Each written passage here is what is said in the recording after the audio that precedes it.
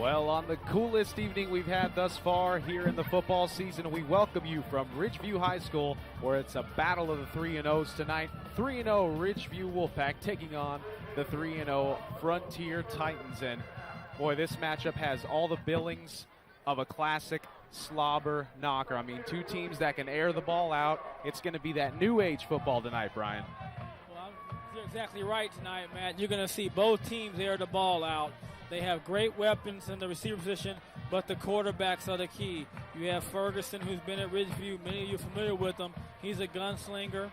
And then we have over here at Frontier, Eddie Torres. And you see on the highlights, Matt, he's been throwing the ball, just strikes all over the place. And the ever-dangerous B.J. Nard and the matchup with Shannon Edwards, the UCLA-bound Shannon Edwards. So just look forward for a good matchup tonight, and I expect to see a lot of big plays. Future Bruin in the works. And we're going to get to see all those highlight reel players make their own highlights tonight here on Bright House Networks. I'm Matt Alvarez alongside Brian Adams. We're getting along nicely 2 minutes into the broadcast, Brian. Myself and Brian up in this 40-foot scissor lift here tonight at Ridgeview High School. Vance Palm is in Missouri tonight. Yes, he is, and that's a great honor bestowed on his sister. So yeah, we wish them a great evening and enjoyment in that family festivity, and then also safe passage back home. Yeah, absolutely. His sister was being honored the highest level of doctorate professorship in the Assemblies of God Doctoral Seminary. So congratulations to Vance Palm and his sister. I mean, that's a great honor for any family. So we're getting ready for kickoff. Frontier will receive. Teeing the ball up for Ridgeview is Daniel Reyes. And back deep to receive, number 7, Kyle Nixon. And number 5, Jake Hanneman. Check that. That's number 2, B.J. Nard. Nard will receive on the far side of the field, going left to right. Ridgeview in the purple and gold. Frontier in the all-white with the breast cancer awareness pink socks. Here we go, ready to tee it off from Ridgeview. The ball is up in the air. Not a very good kick, but it's going to be taken at the 25-yard line. It's got a bit of a seam. Breaks a tackle, then gets hit hard up at the 35-yard line. The return man there, number 21, or 22 rather, James Hosey. So Frontier will take over, rather. 1st and 10 from the 35-yard line on the left hash. And here we get to see Eddie Torres. We talked a lot about Torres in the pregame, myself and Zach Ewing. And, boy, Torres is 5th in the valley in passing yards, Brian. Yes, he is, Matt. You know, and he's throwing right at 520 yards, 173 per game. Torres in the I formation. They hand it off up the middle, and a good gain. Still on his feet, still going. It's James Hosey. He gets over the 50-yard line to the 45-yard line, and a big pickup on the first play from scrimmage for the Titans. Yeah, you're going to see right there, they're just going to do a good job. They're just saying, we're coming right at you. Right off the left tackle, and Hosey does a good job of running through some tackles. And you're going to see right here, Keaton's not going to give up on the play. He's going to hold on. He's going to try for the strip, and he's able to shut it down for about a 12-yard gain. But here they are stuffed in the backfield. Great play right there, the recovery by the Ridgeview defense. Yeah, great play in the backfield. It was number 54. Don't have a number for him here on this roster. Oh, Leonard Williams. There we go. This roster not necessarily in numerical or alphabetical order. 54 is below 20, which is above 29. Yeah, we've gotten used to that here at high school football on Bright House Networks. Nonetheless, that was Leonard Williams on the stop, so it's going to be 2nd and 11 for Frontier.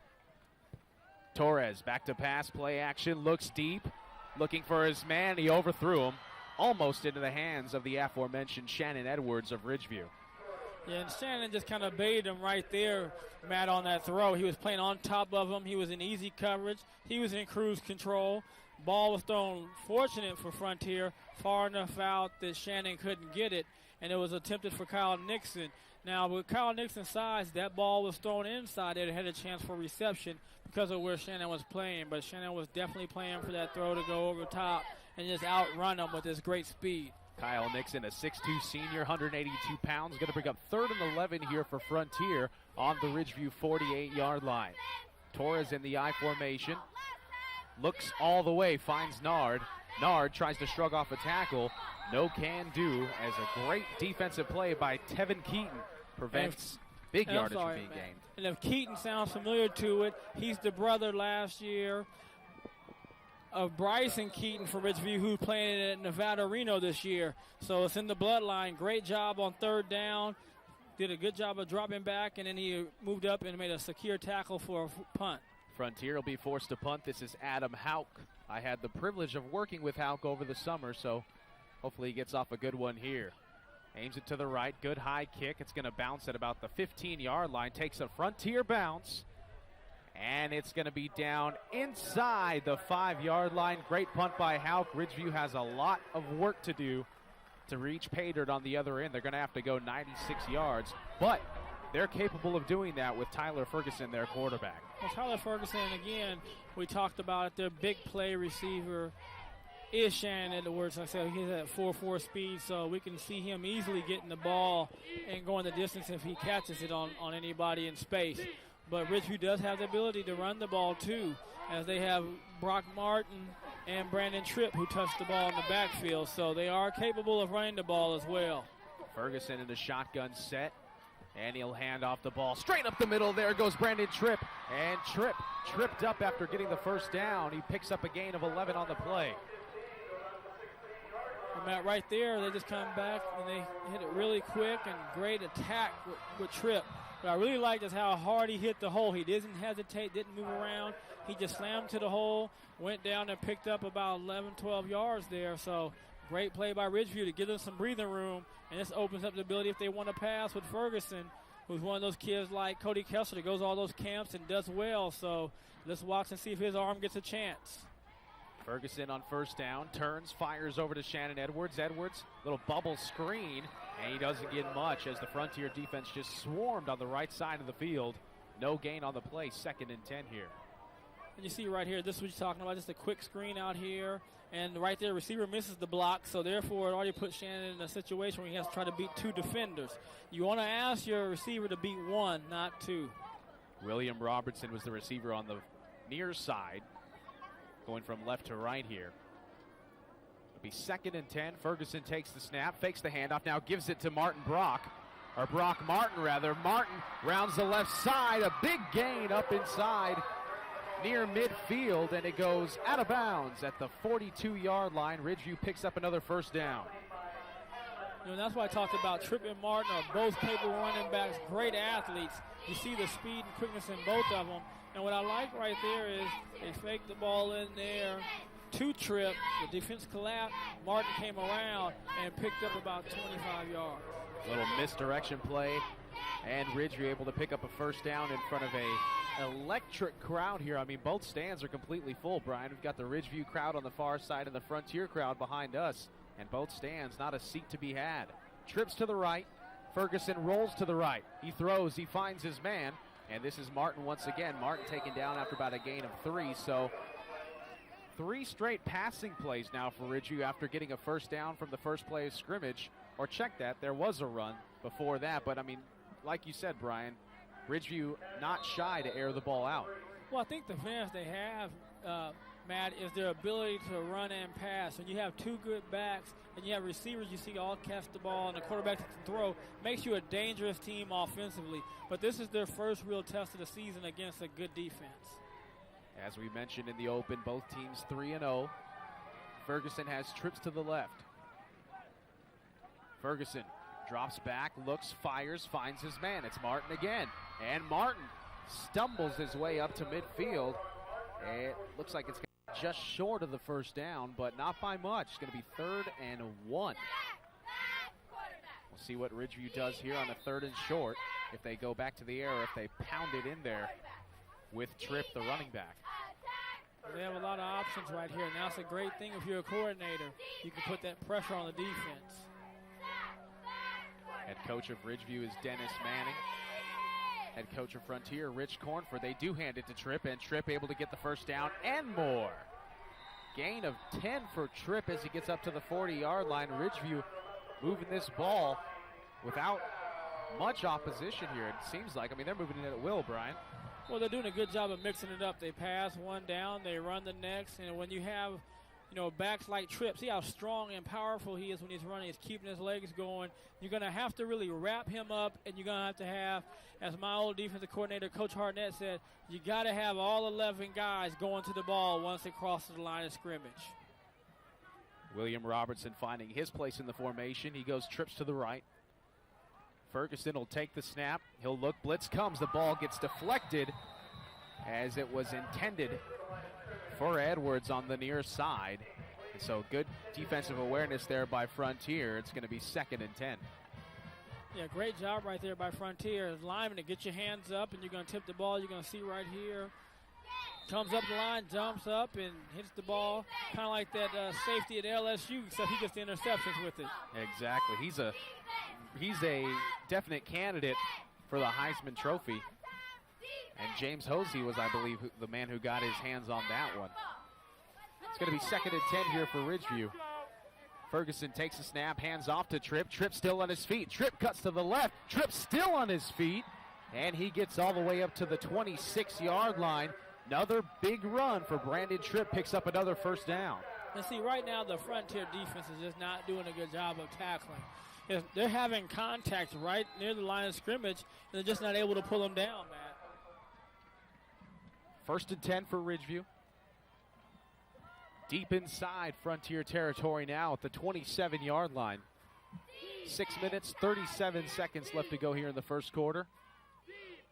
Ferguson, they hand the ball off, and hit right at the line was Kamari Moya. And here's another guy, is another big play guy for him.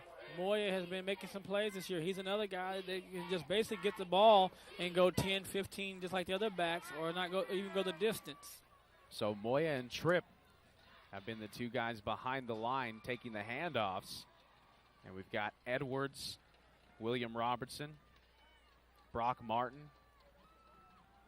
They've been getting the ball through the air, so Ferguson has a 2nd and 8 now.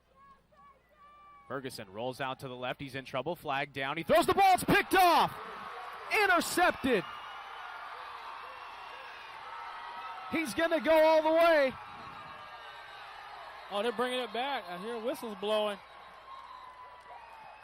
That was numbers. It's not going to count. I'll tell you what, I think that might have been a penalty on the offense, and if it was, then obviously Frontier will decline it. Let's see what referee Nick Ellis has to say. That was number 10, DJ Dawkins, on the interception on the pick 6. Let's see what that call is. That's interesting because that was thrown right in the area of a holding call. Nick Ellis, the head referee, dictating the matter down there. I mean, what else would you think? Maybe a face mask? Maybe they're calling somebody. The flag went up as soon as the play started, so maybe somebody was offsides. I don't know. But look where the flag is at. That's maybe interference. They're interfering a receiver from coming across the field. Yeah. I'm not sure what they're calling, but they're pointing that area. And that's Rich, my man, has 50 years of experience, so I know he's going to get it settled out tonight. Oh, yeah. Rich Kellenberger. And it's going to be, well, the Frontier crowd's cheering. Let's see what the official call is, though. It is a hold. It's a hold against Ridgeview, and that's going to be declined.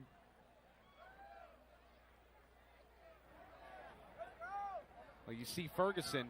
Well, he just threw that one up for grabs, and Dawkins was all over that. Yeah.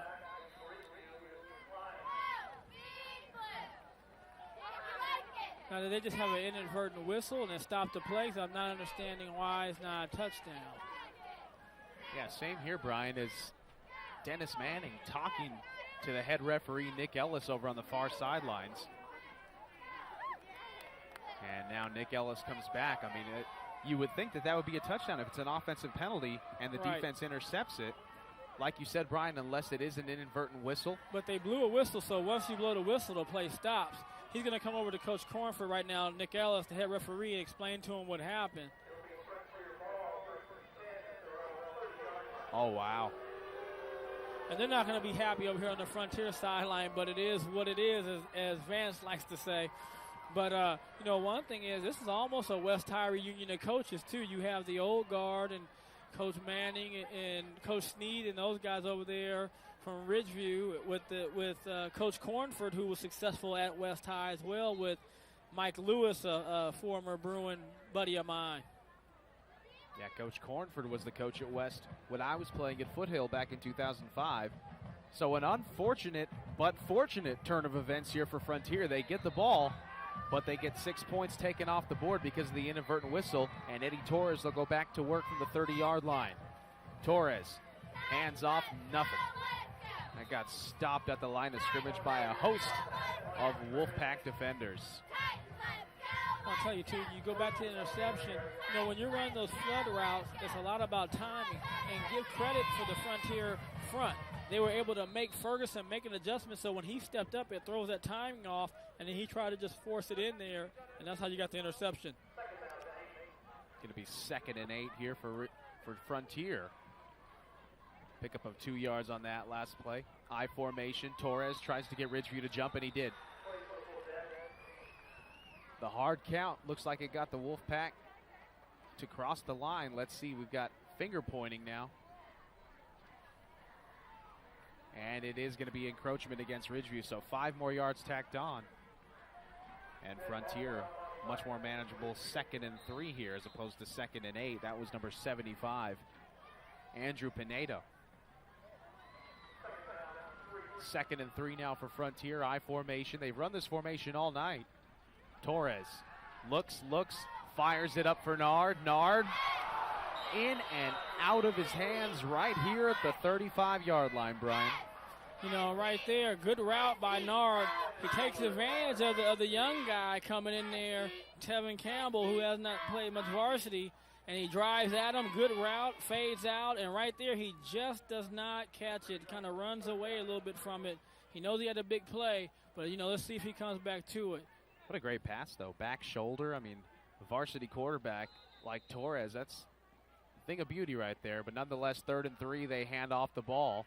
Hey, don't think he got it. It's going to be close. Oh, boy, that was number 24. That was Hosey, I believe. An exception for that first run on that first play, Matt.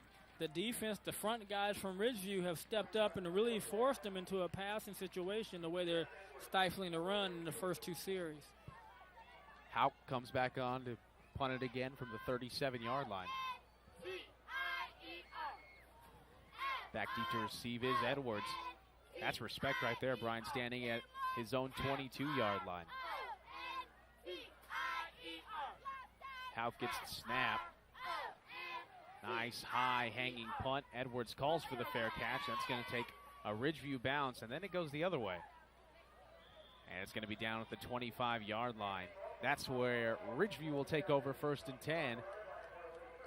Turnover killed their last drive. I mean, it looked like they were going to put points up on the board. Let's see how Ferguson rebounds on this one. Well, you know, Ferguson's been in some big games and has a lot of confidence and composure, so I don't see that interception really threatening him. You know, anytime you have a senior who's been through the battles, and it's how he walks. He looks confident, his head's not down. You know, he's going to come out and he's going to throw the ball away. He knows how to, and I expect to see some big plays from him tonight. Well, Ferguson has a YouTube highlight video up. I watched it before I came here. It said he's going to graduate in December of this year as he hands off to Brandon Tripp, and Tripp continues where he left off on the last drive, all the way up to the 45-yard line. Another first down for Ridgeview from their first play of the drive. You know, and one thing that I'm seeing right now is the front for Frontier is not able to withstand this running attack from Ridgeview. And I'll tell you, you know, one thing, coaches love to run the ball, so I doubt we're going to see a lot of balls go in the air as long as they can run the ball like this. 1st and 10 from the 44. Edwards split out to the right, and they hand the ball off on the reverse. It's Brock Martin. Martin up and over, fumbles the football, gets it right back, though, on the ground. And I think he's going to have enough to get the first down. Got to do a better job securing that ball, though. I mean, he jumping over defenders. You got to hold on to that, baby. And this is just like a sweep. He goes on the outside, very patient. Now he turns the acceleration on. He's going to try to jump over, and he has the ball just loose. He didn't have it tight, secured into that pocket, and the ball came out. but fortunate bounce for the Wolfpack as it comes right back to him. Edwards split out to the left. They hand off the ball to Moya. Kamari Moya on the left side. And Moya will pick up a couple. A lot of east and west running tonight, not so much north and south. Well, that play for them is designed for them to come out like that. But the other plays, when they're going with trip, they're right off tackle, and they're just beating them off the tackle, and they're going 10, 12 yards. 2:38 left to go here, first quarter. No score. Both teams have had the ball twice. This is Ridgeview's second possession, and they've got 2nd and 2 on the 35-yard line. Now they go up the middle to Tripp, and looks like Tripp may have enough as there's a penalty marker down, though. Only our second penalty of the game. And that's usually in the holding area, so that's probably coming back. See what referee Nick Ellis has to say. It is a holding against Ridgeview, so their second holding call of the night. And if you're just joining us, the first penalty was a costly one for both teams. Although Frontier, I believe, they would have had 6 on the board. Unfortunately, it was a holding call and an inadvertent whistle on an interception return for a touchdown. Frontier was awarded possession of the ball, but managed to go 3 and out. And now Ridgeview has the ball. It's going to be a lot more difficult of a second down attempt here. 2nd and 11 from the 44. 2 receivers split out to the right for Ferguson. And he'll hand the ball off again on the sweep to Martin. Brock Martin with space. And he gets tackled by B.J. Nard on the back end. Picks up about 7 yards on the play, though. It's going to be, no, I lied. From the angle we're First at. down, yeah, Matt. from the angle we're at, we're sitting right here on the 15-yard line. And it, deceiving angle, Brian. Oh, yes, it was. I thought it was short, too, but there again, they take that little outside play, and he's able to cut it up and make a big run. 4 wide receivers now. Trips to the left for Ferguson, and Tripp in the backfield. Ferguson takes a snap, looks to the right, fires to the right, and it's picked off! Second interception of the game for Tyler Ferguson. This one picked off by number 23, Justin Cash, it looks like. Yeah, another interception going down driving, but this time the receiver slips. You're going to see right here, Ferguson has his target. He looks to the left. I like that. He's coming back, and his receiver just falls down. Cash. So great, right there by Cash. Way to be there, get the interception and catch it. He's definitely on our all-name team list. Justin Cash. Cash Money as another turnover for the Frontier defense. Puts their offense back out on the field on the 23-yard line. Great camera angles we have down there showing us these beautiful replays tonight from the southwest side of Bakersfield. 1st and 10. Torres hands off the ball. And a big thundering run there by 24 Hosey. If you're Ridgeview fans, they're probably sitting there thinking, why we ever throw a pass? We're running the ball, That's what you do in football. You kind of have some things going, and you try to see if you can get a pass in here or there. And unfortunately, receiver slipped and got another interception. But the one thing you do know is you can run the ball. I think Frontier has to take some chances with their offensive game and putting some pressure on this Ridgeview defense. They go to Hosey again, and Hosey gets up to the 45-yard line. So Hosey with 45 seconds left to go in the first quarter. And it looks like it's going to be enough for a first down as the clock starts rolling once again. So you want to keep the defense off balance. Pass here, throw there, reverse here, fake punt, And it looks like we're going to have an official's timeout as Nick Ellis waving his hands. But the way Ridgeview's offense is going, I'd be surprised in the second quarter when they get the ball back if they just don't say, we're going to run the ball till you stop us. Torres looks, fires off to the right. It's caught, taken by Nixon, and Nixon gets all the way up to the 41-yard line. Quick pass out to the right, and Torres was looking at him the whole way. It's going to be 2nd and about 3 for Frontier's offense. That's a good little play right there on first down. You pick up 7 yards, you take that all day long. You know, but Kyle Nixon, 6'2", 182. I like to see Shan not give him so much room, so much of a cushion. The speed factor is way in Shannon's favor. Well, that's going to do it for the end of the first quarter. No score, and we'll be back for the second quarter here on the Bright House Network's High School Football Game of the Week.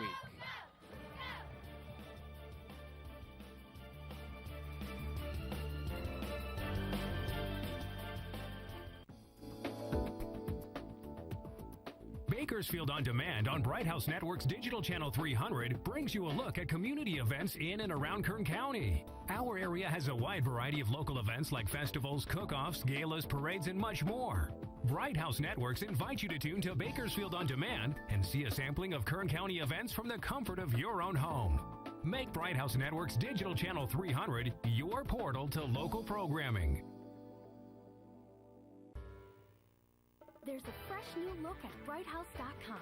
It's a bolder, swifter, more convenient online experience designed especially to make your life easier, offering quick access to your online account, effortless navigation, simplified searches, streamlined shopping, and much more. The new Bright House website, it's more than just a look. It's an easier way to get more from your entertainment at brighthouse.com. Visit us today.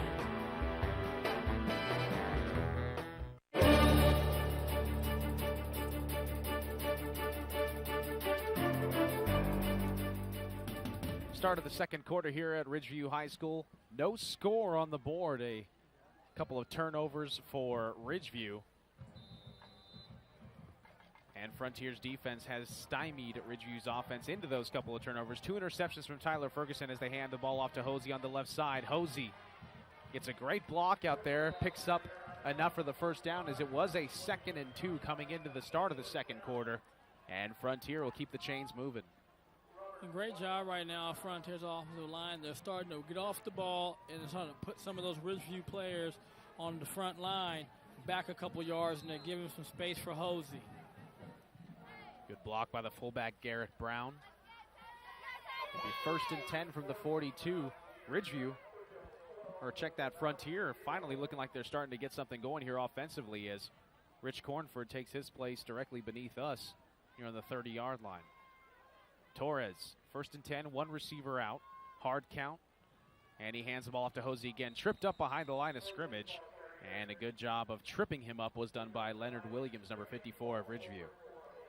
See, in that time, you saw the defensive players get some penetration and get across the line. And there's Josh Powell, played at San Jose State, played a little arena football, and also played for the Blitz, and he's an old Ridgeview alum. Bakersfield Blitz. Those were some good days. Great games down there at the Rabobank Arena. 2nd and 8 now for Frontier. 1 man out to the left. Torres is going to look for him. He looks for Nard, and he overthrows him. Torres actually got knocked down on the play. So it'll be 3rd and 9. 3rd and 8 for Frontier at the 46-yard line. And right there, that was good coverage right by Keaton. He did a good job of getting right in his hip pocket, using that sideline as an extra defender. The only pass that beat him that time is a perfect pass. So he didn't give him much room to operate on that pass. Good job by Keaton. 3rd and 8, 11 minutes left here in the first half. Nixon, the receiver, split out to the right. Hosey in the backfield. Torres takes the snap, fumbles it a little bit. Blitz comes, and they find his man. He finds DJ Dawkins. Dawkins down the right side. Dawkins still on his feet, cuts back. Dawkins, spin move. He's still on his feet up to the 15-yard line. And DJ Dawkins, who unofficially has an interception return for a touchdown, picks up a huge gain on 3rd and 8 to move deep into Ridgeview territory. Here goes a late flag right there, as Nick is talking to it right now. Nick Ellis, the head official. And you can see right here just a little delay. He comes out after he's blocking. Good play call. Everybody's down. The receiver's cleared out. And then watch Dawkins run. Does a good job outrunning a defender. And now he's going to cut back. And now he's just going to make guys miss. Moya misses. Edwards misses. And then finally they come down and get him. And I think they might call that last push right there on Shan Edwards. And that's going to move him back. That is not a smart play. Illegal block in the back is going to move him back 15 yards, so a huge gain. Still a pretty huge gain, but nonetheless, it'll be nullified by 15 yards. Going to be 1st and 10 for Frontier from the 24. Torres How many again. times have we seen that happen, Matt? They make a big play, and then it takes the ball the other way and takes the momentum. They hand the ball off to the fullback, Brown. Brown picks up a couple yards straight up the middle. And, yeah, Brown, we've seen that a lot this year. And no reason. I mean, when they're so far ahead of the play and you have a block at the end of the play, you know, maybe the guys are just trying to send a message like, hey, you know, I'm here and I want you to know it. But the referees they're watching you. They've got 6 referees on the field. One of them's definitely watching. 2nd and 9 for Frontier. They hand the ball off to Brown up the middle again, and that is snuffed out by the Ridgeview defense, led by number 42, Mason Edwards. That's how you want to play if you're playing defense and you're on that front lines. You want to get that penetration. You want to get it off the ball. Good job right there. And then way to come in and help and finish it off. And that's just good defense. And we talked about that penalty and how crucial is it now? It's 3rd and long. 3rd and 9 from the 19. Torres, hard count once again. He got him to jump. Frontier doing a good job of mixing up the snap counts here, and they got Ridgeview to come across the line once again. You see the dejected look of Shannon Edwards as he knows.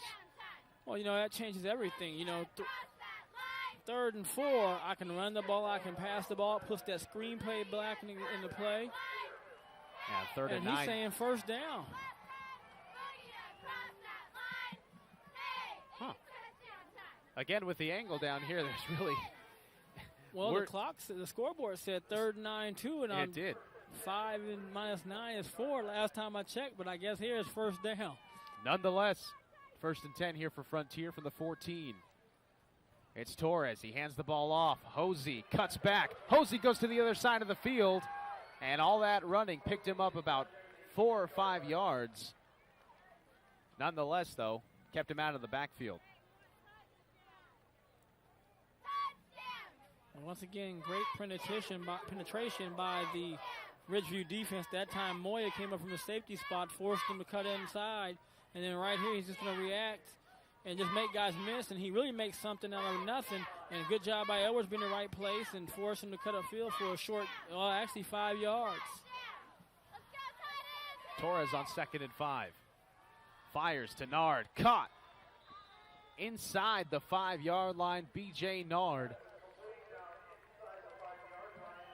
And depending on where they mark it, it'll either be 3rd and 1 or a 1st and goal. Looks like it's going to be 3rd and 1 from the 5. You know, what I understand right there is your safety's not far back. He's inside. He's got to jump that. I don't know what covers they're in. Look like kind of a cover 2, but he should be jumping that and making a play. So that's a hard play for your corner. If he's on the outside, he's forcing him inside. He's got to have some help. But here we go, 3rd down, and I don't know how many. 3rd and 1 looks like. They hand the ball off to the fullback, and he gets in for the touchdown. Garrett Brown puts some points on the board for Frontier, and the away team gets a 6-0 advantage with 8 minutes remaining in the 2nd quarter. Well, Matt, you know, great job right there driving the ball by the Frontier Titans. They just did an awesome job of mixing it up through a few pass plays, but short pass plays got them down there. And then the running game and their front line just did a great job of attacking. Extra point is true. 7-0. Frontier stunning this home crowd here at Ridgeview, intercepting 2 passes and finally reaching pay dirt. And Frontier is up by a touchdown.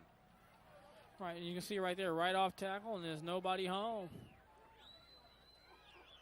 You know, they faked the pitch out to Hosey, and I mean, the way that they've been handing the ball off to Hosey tonight, you would have suspected to see Hosey on a 3rd and 1, maybe on a sweep.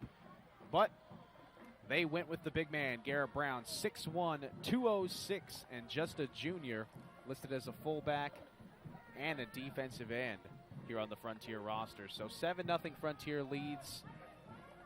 Again, the first time all year, Matt, they've been down in a game.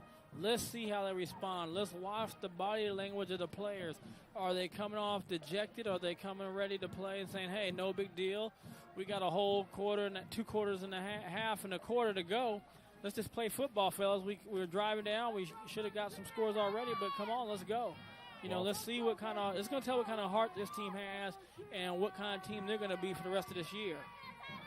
Well, if me and you know anything about Dennis Manning, it's going to be that shrug it off and let's get back to work kind of attitude for the Ridgeview offense here.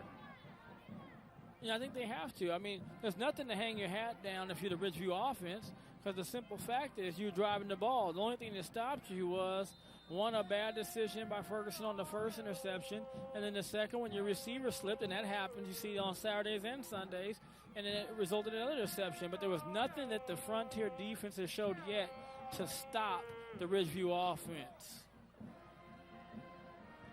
Oh, they run the quick kick. And it's going to be taken by Leonard Williams. And a huge block thrown out there, a couple of bodies flying. And Williams able to get it up to the 31-yard line. That was surprising as the kicker, Hauk, was lining up to take his kickoff steps. Maybe they're just trying to keep it out of the hands of Edwards. Yes. Edwards has run kickoffs back last year. I think he may have had one this year, if not a punt return. So he's too dangerous to kick the ball. Now, so again, when you have a great return man, a great athlete like that, he changes the game. He's forced you now to push the ball up, and you got 30 yards on 30-yard line. So, but for Frontier, you're saying it's better than him running one back and tying the score up. Man in motion is Martin. And they hand the ball off to Tripp. Tripp met hard at the line of scrimmage. Good job of penetration by number 58, Teddy Small. Great job right there. That's the first time that we've seen Frontier make a stop on a first down play and really get the penetration and bottle Tripp up. Tripp's been able to run full speed and hit the hole and get 8 yards down the field before somebody touches him. 7:25 left to go here in the first half. Ferguson, 2 receivers to the right, 1 to the left, and 1 in the backfield. And they hand the ball off to Tripp once again. And Tripp, or check that, that was Kamari Moya on the carry.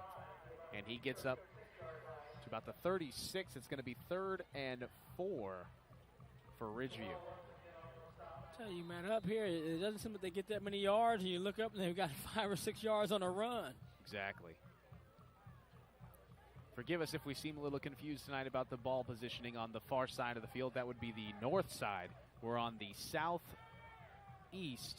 15, about the 17, 18-yard line. Nonetheless, 3rd and 9, or 3rd and 4 rather, and they hand the ball off, and this is Brock Martin. Martin trying to outrun the defense.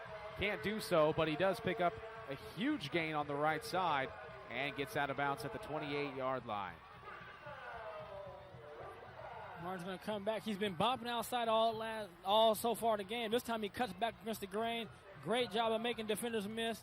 And right here, what I like is he's just going to come up, and he's just going to get physical with the safety and tell you, hey, I'm not going to outrun you, but I'm going to give you a little punishment. On the note of hanging their heads, Brian, Ridgeview had actually not been scored on the entire season until Arvin put up 7 on them last week in I believe it was 49-7 victory. Yes, it was, sir. Moya stopped in the backfield. Still on his feet, though, and able to pick up a little bit of the yardage that he lost. Still going to be a loss of 3 on the play and a 2nd and 12 as he goes out of bounds with 6:05 left to go in the first half. Now can the Frontier defense make consecutive plays? We've seen them early on the beginning of this series make a stop, and then they gave a bunch of running yardage. Can they make a consecutive play and put them in a 3rd down situation? 2nd and 13. Martin in motion. Ferguson looks like he's going to keep this one. And Ferguson gets face mask, and everybody saw that one. As Garrett Brown, the touchdown scorer for Frontier, drew the ire of 3 officials. Boy, that's just a simple play, a simple tackle, and a loss of yardage on the play. I mean, right there, it's not even close. You know, that's the 15-yard variety. It's got to be. Well, we have seen a lot of penalties this year on Bright House Network's High School Football Game of the Week action. And that was one of the more violent face masks we've seen all year, Brian. You know, and that's just a decision right there. When you go in a tackle, you went high, you reached across, and sometimes that happens. But then once he grabbed it, he still pulled on it. So you can't say you didn't know it was a face mask in your hand. 1st and 10 for the 15. Tripp runs into his own man, stays on his feet, picks up a yard. Great penetration again by the Frontier defense, but Tripp still able to make positive yardage out of nothing. Yeah, and I like the running game. They're staying with the running game. And right there, Tripp's stuck in the backfield. Does a great job of eluding guys, and then he's going to spin forward and picks up a yard. But I don't like the running game with Ferguson running the ball. That was not pretty, to say the least. Ferguson much better with his arm.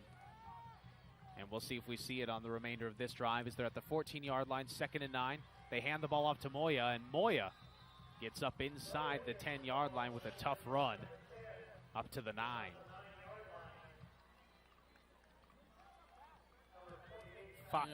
Go ahead, man.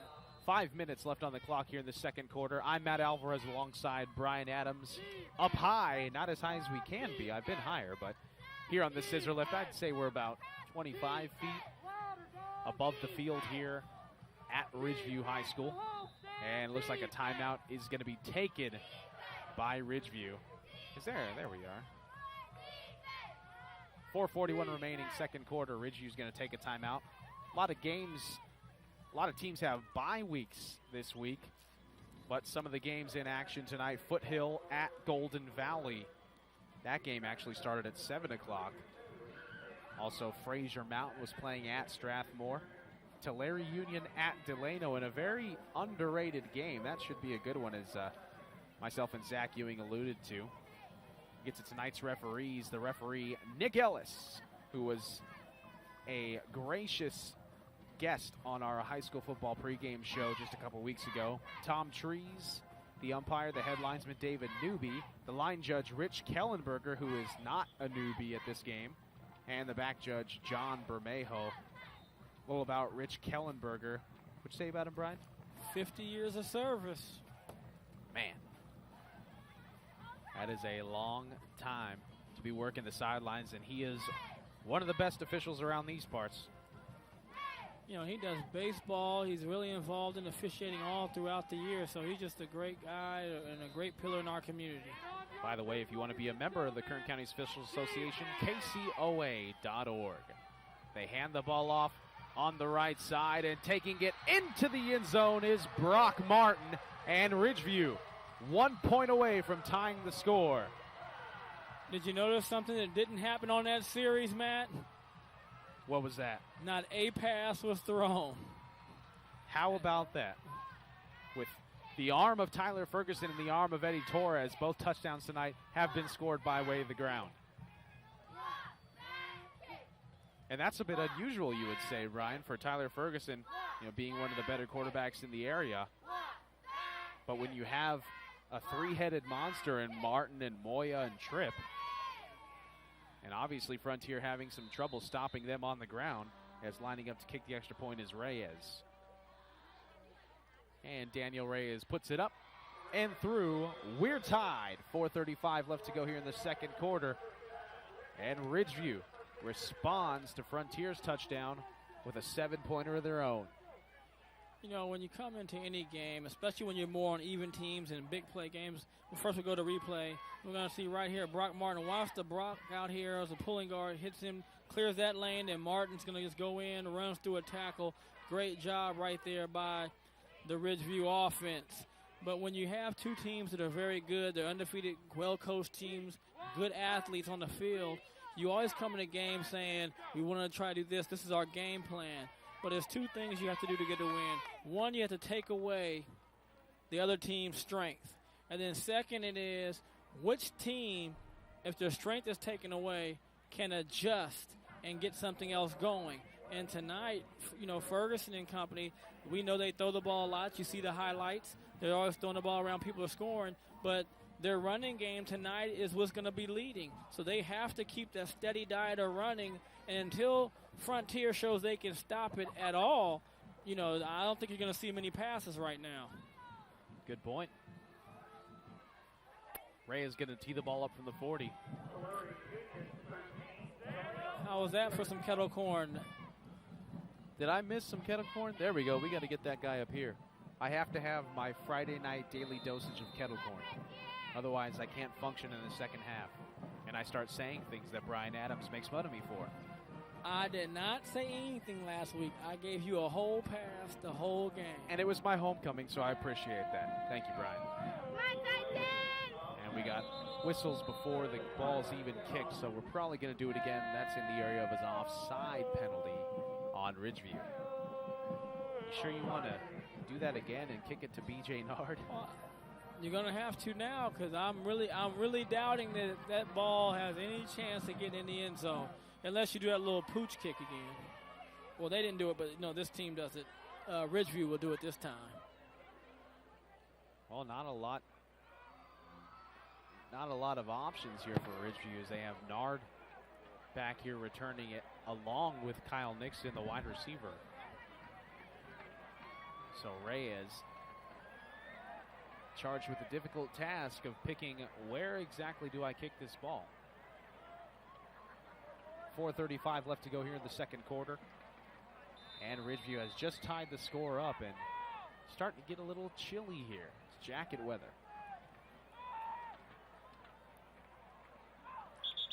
And the ball falls off the feet. What do you know?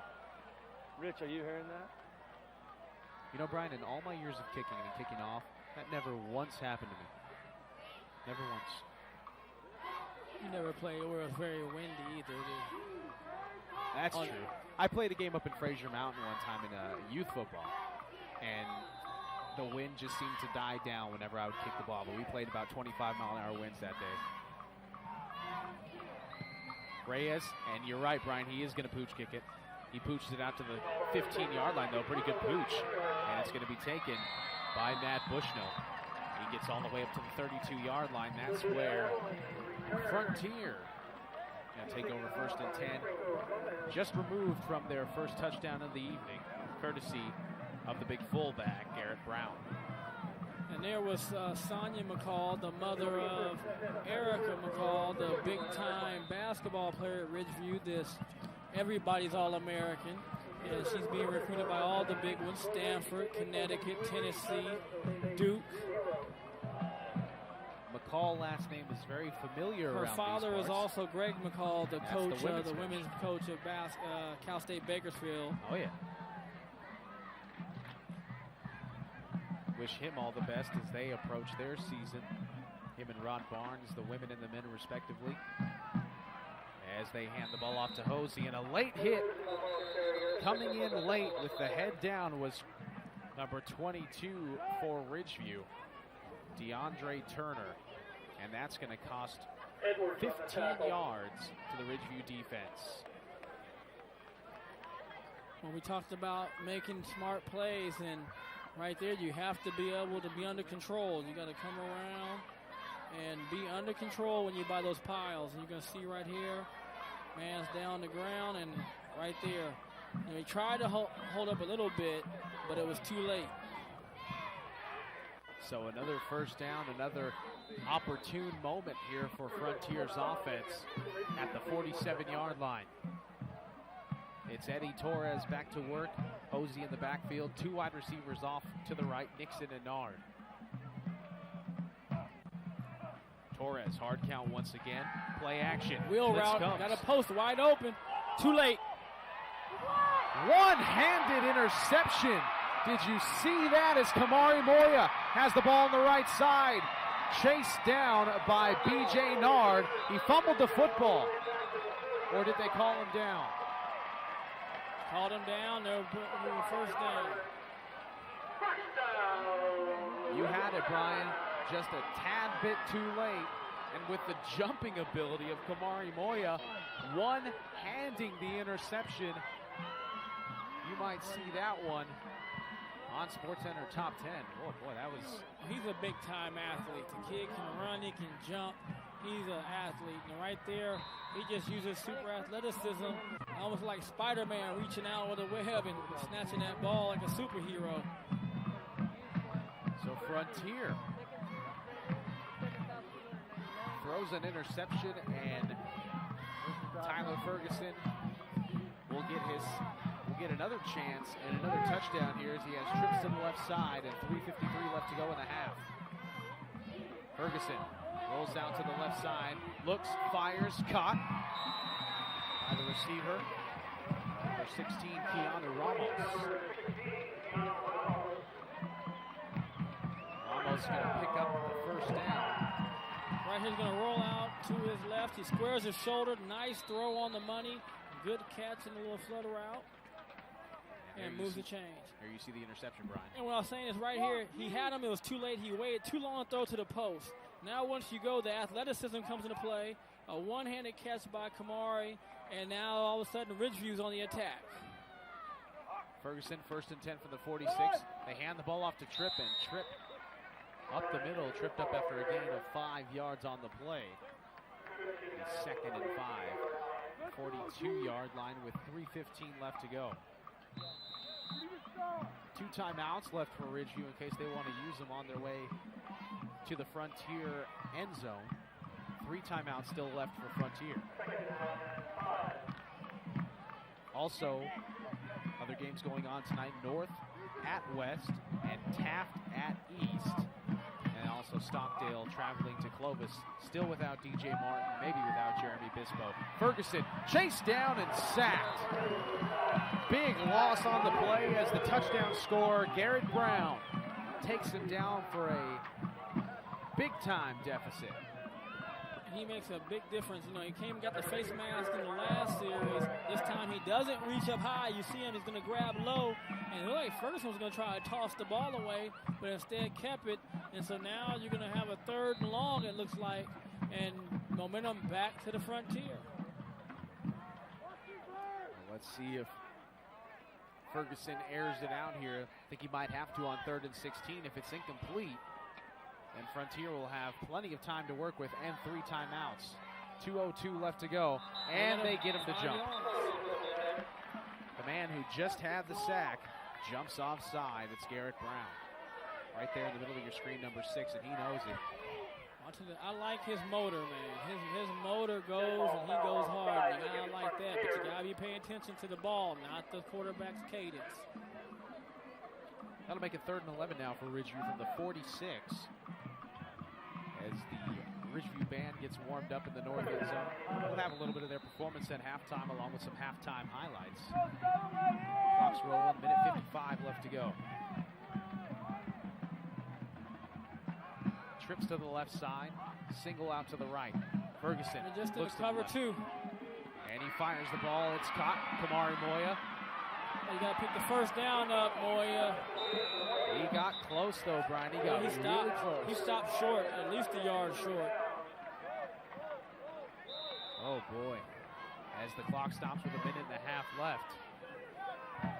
This is just a useful mistake. Great play call. You get what you want. You have one of your better athletes catching the ball.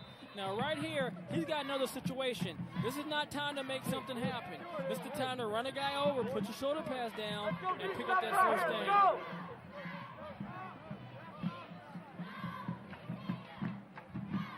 It's going to be a close one as Nick Ellis calls for a measurement. And out come the sticks. And I hope for Kamari's sake he gets it, because it's going to be, you hate to be in the film room when that happens. No dice. But he's short, yeah. So explain that one again, Brian. You're trying to pick up the first down. He's dancing around. Yeah, he's 3rd down. You have to know where the markers are. What he saw was a chance to make a guy miss or try to make a play so he can get a bigger play. But that situation with his size and his momentum, if he keeps barreling into the guy, puts his shoulder down, he's going to knock him back a couple yards, and that's going to get him an easy first down. You just have to understand the situation and where you're at in the football game.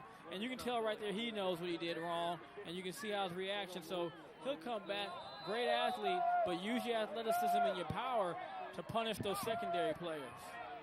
4th and 1. They hand the ball off to Moya. Moya fumbles the football. It's picked up by Frontier, and going the other way is Matt Bushnell. Save a touchdown, looks like right there. Knocked down at the 1 yard line. Great defensive pursuit. Well, turned into a defenseman by Brock Martin to save the touchdown.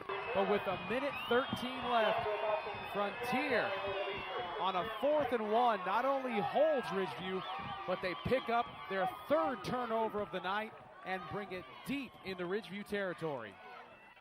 Yeah, I mean, this is just amazing. 3 turnovers in 4 possessions. Wow. Very uncharacteristic of a Dennis Manning coach team. Here you go, Brian. Well, he got penetration right there, but the ball security, you talk about it every week, Matt. You have to have that ball when you come across. That's got to be secure, but great penetration right there by the Frontier player, Riley Phillips. Great pursuit, though. That's never giving up on the play by Brock Martin as the timeout was taken. Looked like we have an 18th birthday. It was a timeout taken by Frontier. So on the count of 3, we're going to sing. Somebody's birthday down there, Brian. They said one of the cheerleaders, I guess. 18th birthday. I remember when I was 18. Some 6 years ago.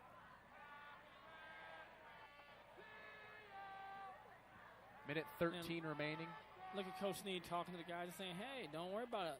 Sudden change. Let's make some plays. Let's get some penetration. Let's play strong. Let's make it tough for them to score. If not, try to get the ball back ourselves. And I don't think there's a doubt in any of our minds that if Frontier were to go in on this next play and Ridgeview were to get the ball back, they would have no trouble moving it at least into field goal range with a minute 13 left and 2 timeouts left. They're moving the ball. It's just once they're crossing over that 40, they're just making some bad decisions, and they've had the turnovers.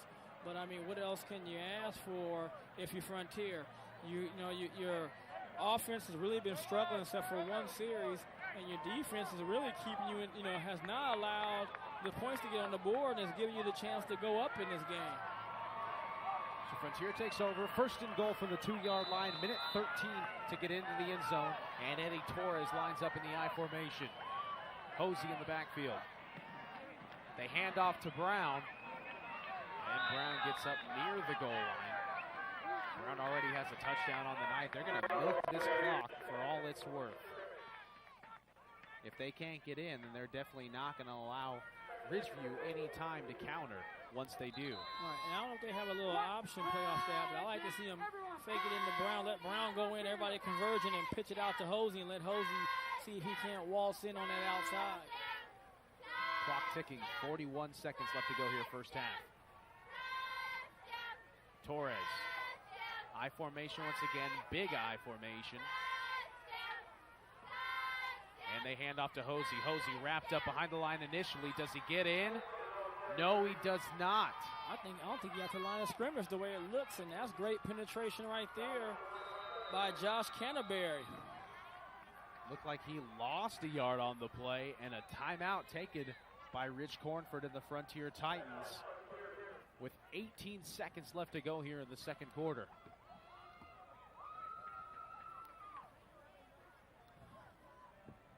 Well, Matt, what are your options? In the NFL, what you see a lot is use the tight ends. You don't see as much in high school, but, they'll pop that ball in there and hit one of those tight ends trying to drag across the back. You see it a lot in the college game. But right now, you have a timeout, so it's not like you can't run the ball still. The question is, what pass play do you run? At this level, you rarely see teams work on goal line outs. Where they come back to that sideline. In high school, you don't have the time. You see Coach Cornford talking to the staff, seeing what he wants to do. But I like that route when you run a goal line out. That receiver goes down. He looks like he's going to catch a fade about 8 yards in the end zone, and he comes back towards that front flag. The ball's thrown low and driven on outside, and it's hard for the defender to stop. So it officially will be 3rd and 2 with 18 seconds left. Or 3rd and goal, make that. Torres and company come out in the I formation once again with B.J. Nard out to the right. Torres. They throw it to the tight end. It's intercepted by Ridgeview. Just like you said, Brian, except Ridgeview seemingly knew it was coming. And the man with the winning lottery ticket there was 52, Josiah Ramos. Well, what a play by Ramos. I mean, he reads it, he jumps up, makes the interception. And again, let's give credit to Brock Martin. If Brock Martin quits, it's a touchdown.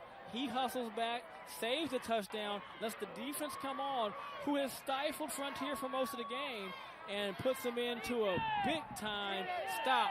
And now Ridgeview can just hand the ball off or take a knee and go into half and call it a draw. And they will do just that. They'll sit on it. And that'll do it for the first half. An exciting first half of football. Torres, the interception that ended the Frontier threat. Josiah Ramos for the Wolfpack. As we head into halftime, your score is 7-all. And we'll be back with the Ridgeview High School Marching Band and your halftime highlights here on the Bright House Network's High School Football Game of the Week.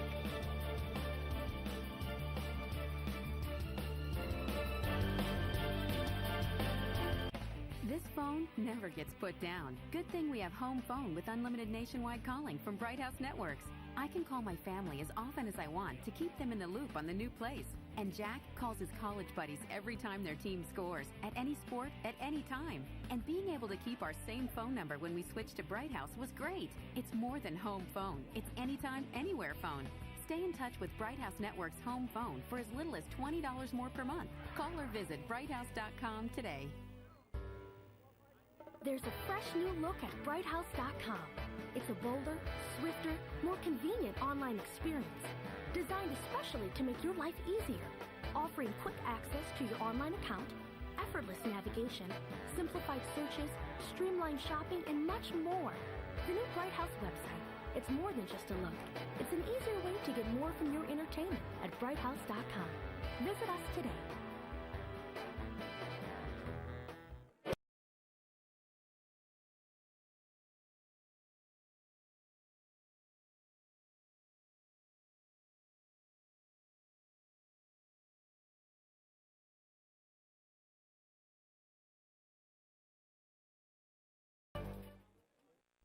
And welcome back to Ridgeview High School. I was about to say Frontier High School, but Frontier is ready to kick off the ball here to start the second half.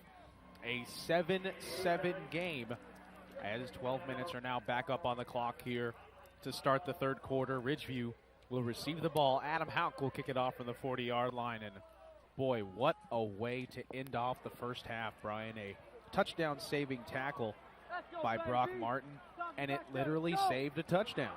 Well, it definitely did, Matt. And that rundown and save right there gave the defensive opportunity to make a play and keep them out of the end zone, which they did with the interception.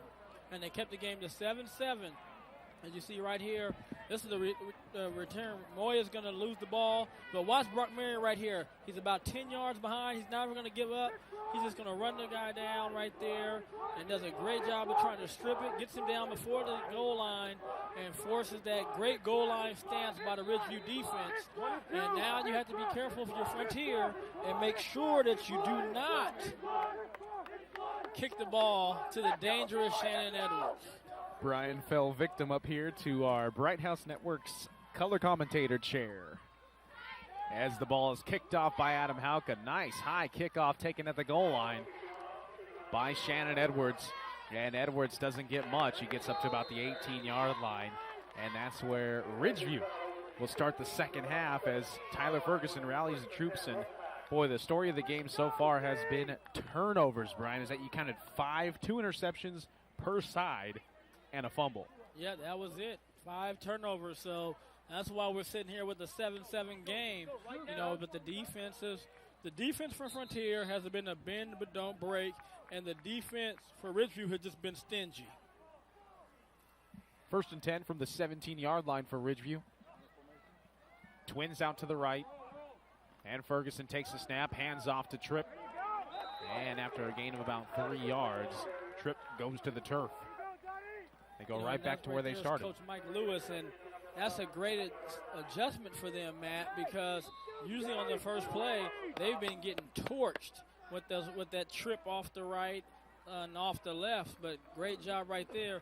Now they have to be careful. This is where Brock Martin comes around that little wing coming around and either bounces it outside or cuts it back.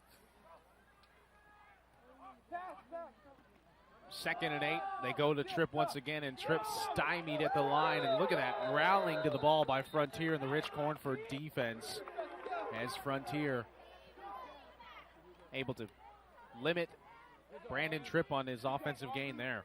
I talked about in the first half, back-to-back stops. That's the first time we've seen this defense really come with back-to-back stops. Great job right there by the defense. They're 3rd and probably about 5. So let's see what happens now. It's probably a passing situation, but with 5 yards, Ridgeview still has a running option. And they go out to the right side. That is Brock Martin. Martin breaks a tackle. Martin gets to the outside. Martin at the 50, at the 40, and he's going to be caught from behind and knocked out of bounds. But a huge gain. Jake Hanneman ran him down. Now, they did that pass play earlier. We saw Shannon in the first quarter. He didn't get a block. But this time, Shannon does a great job of blocking at the point of attack. You're going to see right here, he's going to give the crease for Martin to come through right there as he blocks on Nard. And now Martin does the rest with his speed. And you're going to see a great angle right here by Frontier, number 5, Jake Hanneman. And he saves a touchdown by taking a great angle on Martin, but there they go. Ridgeview is back where they've been all night long, and can they finish it? And look where Hanneman is. Hanneman's the receiver on the cornerback on the far side, ran all the way across the field. Great touchdown-saving effort tackles tonight. Penalty. And a 71. penalty flag. Yep. Eric Ginn picking up the needless penalty, and that's going to make Ridgeview march backwards 15 yards. The thing about the penalties we've seen tonight is they're not even good, smart plays. The plays are already over. We've seen Frontier hit Edwards well after the play, and then right there you see a push way after the play by Eric Ginn. So, I mean, you have to know what's at stake in a close game like this. You just moved your team back 15 yards, so now you're on the 33-yard line when you were on the 22. So it just, it doesn't make sense. Right here, the play's over right here. It happens on the left side of the screen. And we can't see it's off our screen, but the play was well over. There was no need to even push the guy, and the referee's 3 guys sitting there. 3 guys out to the left right now. And who jumped first? Was it the touchdown scorer, Garrett Brown, for Frontier, or was it the offensive lineman for Ridgeview, Ishmael Samarone? They call the offside. So they get 5 of those 15-yard, 5 of them back with 10:05 left to go in the third quarter. 7 all, and penalties have been a major part of this game. I got to correct my math. The 18-yard line with a 15-yard penalty. But they picked up 5 right there. Oh, the behind-the-back handoff to Tripp. You don't see that very often. Oregon runs that with Michael James sometimes. That was brilliantly devised there by head coach Dennis Manning. I mean, you do not see that one very often. I mean, that's the first time I've seen it in high school football, as Ferguson dropped back and handed it off behind the back of Brandon Tripp. It went for no yards, so much for that innovation. 3rd and 16. And another penalty call on Eric Ginn. And we're going to take a look at that last handoff from Ferguson to Tripp. Watch this, Brian. That's old school right here. Yeah, just go around, wrap it around. Oh, and man. You make them think you're going to throw a pass. And that's awesome. What's not awesome is how far away Ridgeview is from the first down now. 3rd and 21. And Eric Ginn has amounted for, 15 plus 5, 20 yards of penalties on this drive alone for Ridgeview. Trips out to the left for Ferguson. And there's a twitch on the left side of the line. Nobody saw it. They run the screen pass to Tripp. Tripp almost falls down. Still on his feet. Tripp runs into his own man, plowing his way inside the 10-yard line. And that's going to be very close to the first down. But I'll tell you what, they got away with a false start on the left tackle. Well, I'll tell you that. That's the difference between the one when Moya got caught up short. When I watched Tripp, look at the blocking downfield. One block. He runs through a tackle, another good block. And then right here, he's not trying to make guys miss. He's just going to power the ball towards that first down marker and first down Wolfpack. First and goal from the 9. Ridgeview, 9 yards from pay dirt. As the motion man is Mason Edwards. They hand the ball off to Tripp up the middle. Flag down here on the near side. Tripp backs his way to the 5-yard line. Well, let's see what the penalty call is.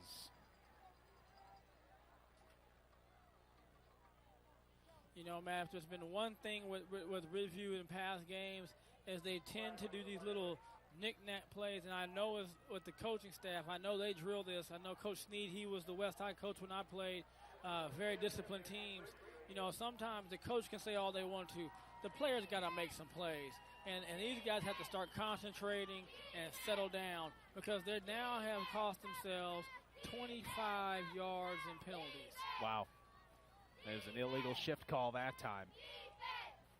First and goal from the 14. Frontier trying to pin their ears back, keep Ridgeview out of the end zone. Ferguson. They hand it off. It's Brock Martin. Martin tackled hard by B.J. Nard. Another penalty flag thrown at the 12-yard line right in the middle of the field. And I saw an offensive lineman laying on his stomach, which implies to me that a chop block was called. But let's see. Holding. How many yards is that now? 35 yards. Jeez. And that's, you can't win football games with that. And what I mean by that is, to show you how athletic Ridgeview is, they're able to make plays on short passes and pick up big yardage to offset these penalties, but you keep doing over and over. You don't have enough bullets to keep shooting yourself in the foot and move forward. Eventually the revolver is going to run out. First and goal from the 23-yard line. Not something you see very often. Ferguson changing the formation. Mason Edwards heads out. And number 20, William Robertson, comes in. They hand it off. Martin once again. Martin tackled behind the line of scrimmage. Fumble on the play. And it was blown dead. And a penalty flag. And there's a flag about something from head official Nick Ellis. I think that Nick Ellis is going to give the flag. He's going to call the penalty against number 5, Jake Hanneman, who picked up the fumble. And you know, it's such an instinct, Brian, when you see the ball on the ground, even if you do hear a whistle, you see the pros do it, you see college guys do it all the time. You pick it up and you run. And Nick Ellis said, no, you're not doing that on my field. Because it's almost a form of showboating. I don't know if I can go that far, but he called the penalty. It is the call he called. And so now it's second down in goal. Did he wave off the flag? He may have waved off the flag. Ferguson looks to the right side. Double pass, wide open. Touchdown, Ridgeview. Now that's innovative play calling. Great job right there by Ridgeview. They've been hitting him with those little short passes. And Moya was a quarterback when he played Golden Empire Little League football, so he can throw. And great job, too, being sold by Edwards. He kind of came off like he's going to block and just slip back. And then right there, good job of alignment, nobody going downfield. And then right there, Shannon Edwards, touchdown. So the Moya to Edwards connection, that's 6 points. And Reyes on to attempt the extra point.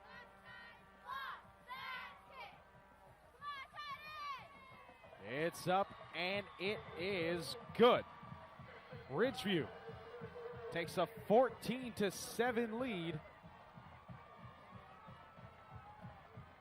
You know, man, the thing, too, about Ridgeview is not only driving the ball, but they're taking a lot of time off the clock on their drive, so you're not getting enough time.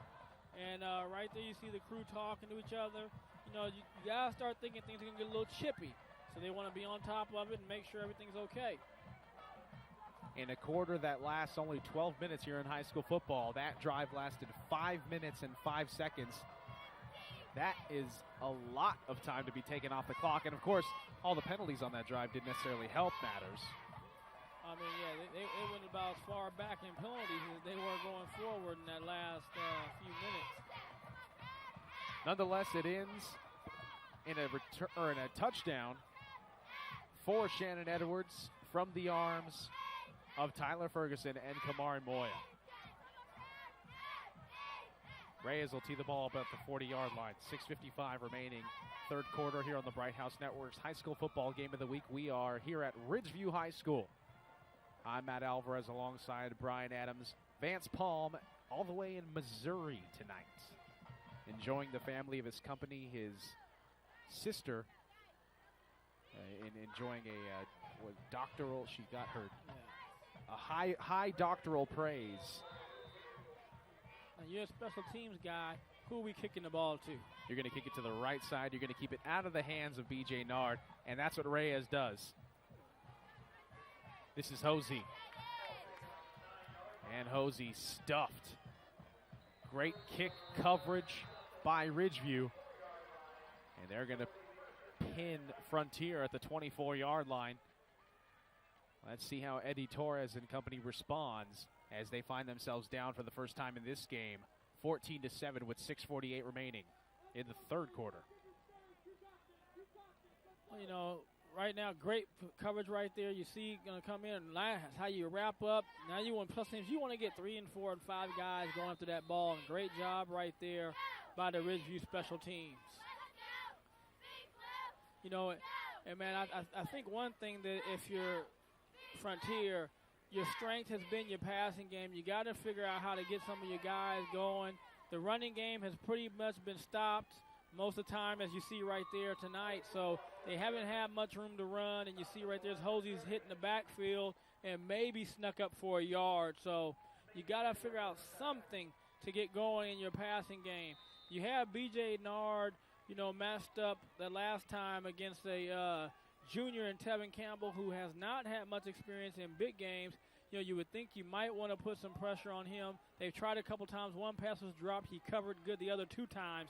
So, you know, give him credit. He's playing well. But I think you got to get your playmakers the ball. This is Hosey again. Hosey with some room up the right side. And he's taken down at the 36-yard line. Going to be good enough for a first down. And B.J. Nard, somewhat of a non-factor tonight, Brian. I mean, we haven't seen him make any highlight reel catches. I mean, they've only gone to him just a few times. Yeah, you know, right here, right off tackle.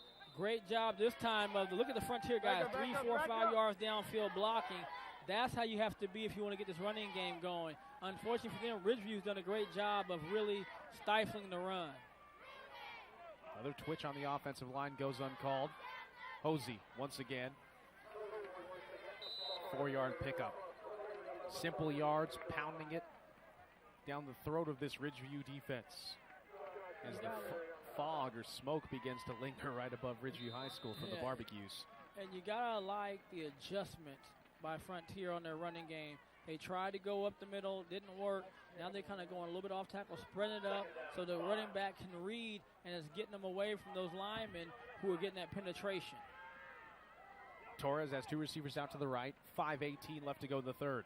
Hosey's in the backfield.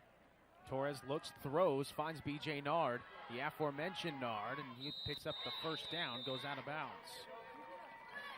So Nard finally gets involved here with 5:09 left in the third, and Frontier down by 7. You know, you talked about Nard. That's the 4th time I think they've gone to him. He dropped one, the big fade. Right here is just a quick hitter out there. It's the same play that Ridgeview just ran with. Martin got a big play. Got away to hold right there. But good job right there of Nard picking up a first down. But I think you got to put the ball and get some touches with them somehow. On their own 48, 1st and 10, they hand off to Hosey. Hosey has a big hole up the left side but didn't go for it. Instead, he went up the middle. Looks like he might have got the first down anyway. See, they're neutralizing that quickness off the line straight ahead by the Ridgeview front guys. Pineda and Canterbury. So they're kind of making the big guys now have to run and go at an angle, and they are showing the speed to go to that outside and cut off the runner. 1st and 10 from the 42. Finally, they're on the Ridgeview side of the ball. Torres hands off to Hosey again. Hosey up the right side, lowers his shoulders, gets up to the 45.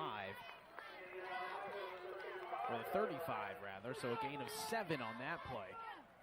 He's 2nd and 3 now for Ridgeview, or for Frontier. Well, Frontier's made an adjustment now.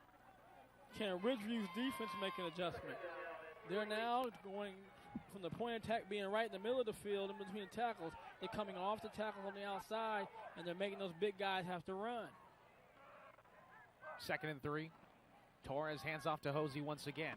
Right side once again. He takes a punishing hit by number 42, Mason Edwards. But he picks up the first down, and Frontier keeps the chains moving. Head ref Nick Ellis is holding up 3, so it's got to be 3rd down. So he almost didn't get anything on that one. From the angle that I'm looking, it looks like Nick Ellis is pointing down the field to the north, which is the way that Frontier is moving the ball right now. 3rd and 3 looks like.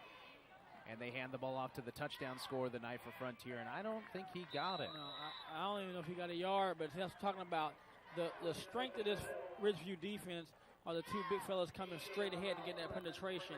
They have not seemed to be able to adjust, as you see right there. Garrett Brown is down. Looks like he's probably got a few cramps, so hope he's able to walk it off and come back and get it going. He's played very hard tonight. Favoring his left leg. Bit of a cooler night tonight, jacket weather. I might even say it's glove weather, but I'm a little bit of a wimp. Nice jacket. Trying to serve me up. I'm not going for it tonight, Matt. I'm not going for it. Nice jacket, by the way. Thank you. UCLA get up. Got my BC football red and white windbreaker on. 4th and 1. Big play here for the Frontier offense. Play fake. They had Nard wide open on the left side. Instead, they take the short route, and I don't think they got it. They are short, and that's Tevin Keaton. I'm sorry, Tevin. You know I know you see every Sunday, but watch Tevin come up. He reads it. Great job right here. You're going to see him come up. He goes low. He wraps, and keeps him short of the first down. That's picture perfect. That's textbook. Good coaching out there by Big Josh, teaching those corners up. But how open was B.J. Nard on that play as Ridgeview, their offense, gets back out on the field? Look at the very top corner, very top right there. Nobody. Yeah, the safety up top, though, they were in cover too, so they got a safety that's going to roll over. He would have had to roll over pretty quickly, though, because he was a good deal away from Nard. Nonetheless, Ridgeview takes over 1st and 10, and they go right back to work with Tripp, and Tripp powers his way up to the 39-yard line. The flag's down on the near side, though. Boy, when the Ridgeview offense gets on the field, the flags come out of the pockets of the referees. They have to stop committing penalties. Exactly. Another illegal shift. 5 more yards of penalties. I'm going to be anxious to see what the penalty yardage is at the end of this night. Got to be up there. Ridgeview had 35 yards of penalties in their last drive. 2:45 remaining here in the third quarter. Ridgeview with the ball. And they have a 7-point lead over the Titans. Both teams coming into this game 3-0. Ferguson with trips out to the left. Hands off. Kamari Moya. And Moya taken down after a gain of about 2 or 3. Going to be about 2nd and 12 for Ridgeview. No, that was still Tripp on the run right there. Moya just came in now. Tripp, rather, the workhorse of this Ridgeview offense as they run trips out to the left side with Tripp in the backfield. That could get confusing at times. They pitch to Moya on the left side. Moya, they had him in the backfield, but Moya escapes, gets all the way up to the 46-yard line. Boy, that penetration was there, but Moya made some shifty moves, picking up another Ridgeview first down. You know, watch Moya right here. He's going to get a toss sweep out to the left. But watch his ability to stop. He's going to put the brakes on, cut. And here goes another one, cut up almost. Frontier got to take his own man out. And now this time, he's got to make a man miss because there's nowhere to go. And he was already past the first down marker. Great run by Moya.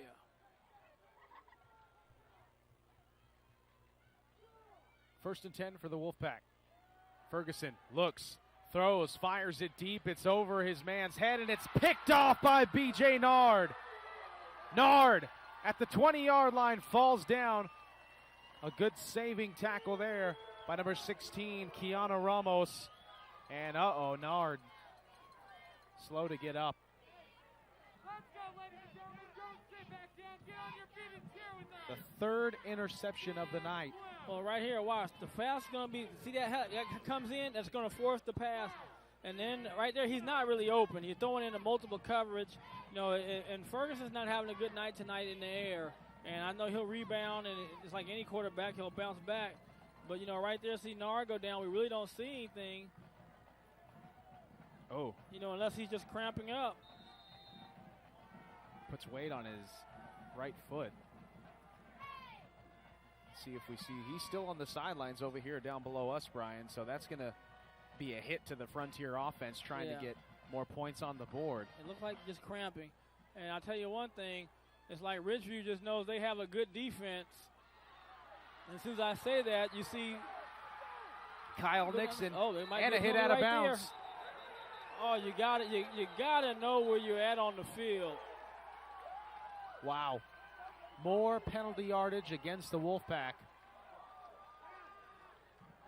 You know, Kamara's have his hands up, but I mean, it wasn't even close. You see right here. Now, where's the safety? Where are your linebackers at? Edwards forced the ball in. You have to have you guys coming. And then right here, he's going to be 1, 2, almost 3 steps out of bounds by the time he's hit. And then he took out somebody else too. But there's the laundry. But again, I was going to say, the one thing, Ridgeview's defense has been very good tonight.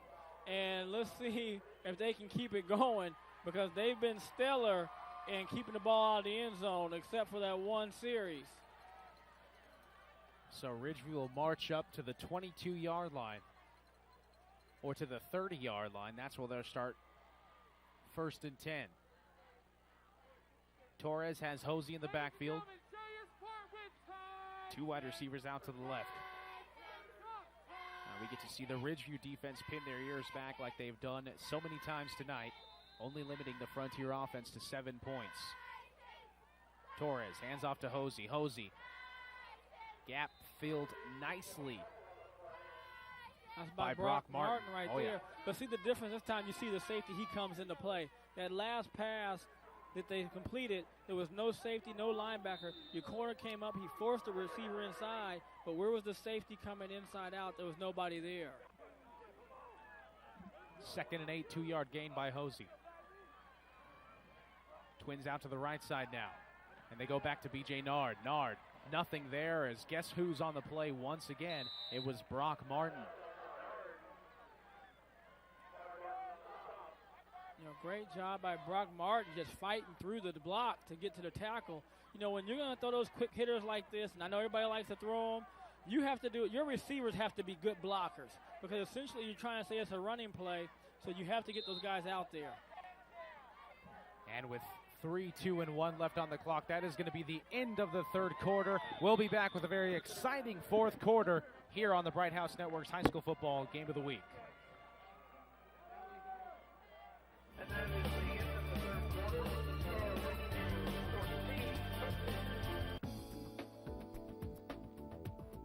Bakersfield On Demand on Bright House Network's Digital Channel 300 brings you a look at community events in and around Kern County. Our area has a wide variety of local events like festivals, cook-offs, galas, parades, and much more.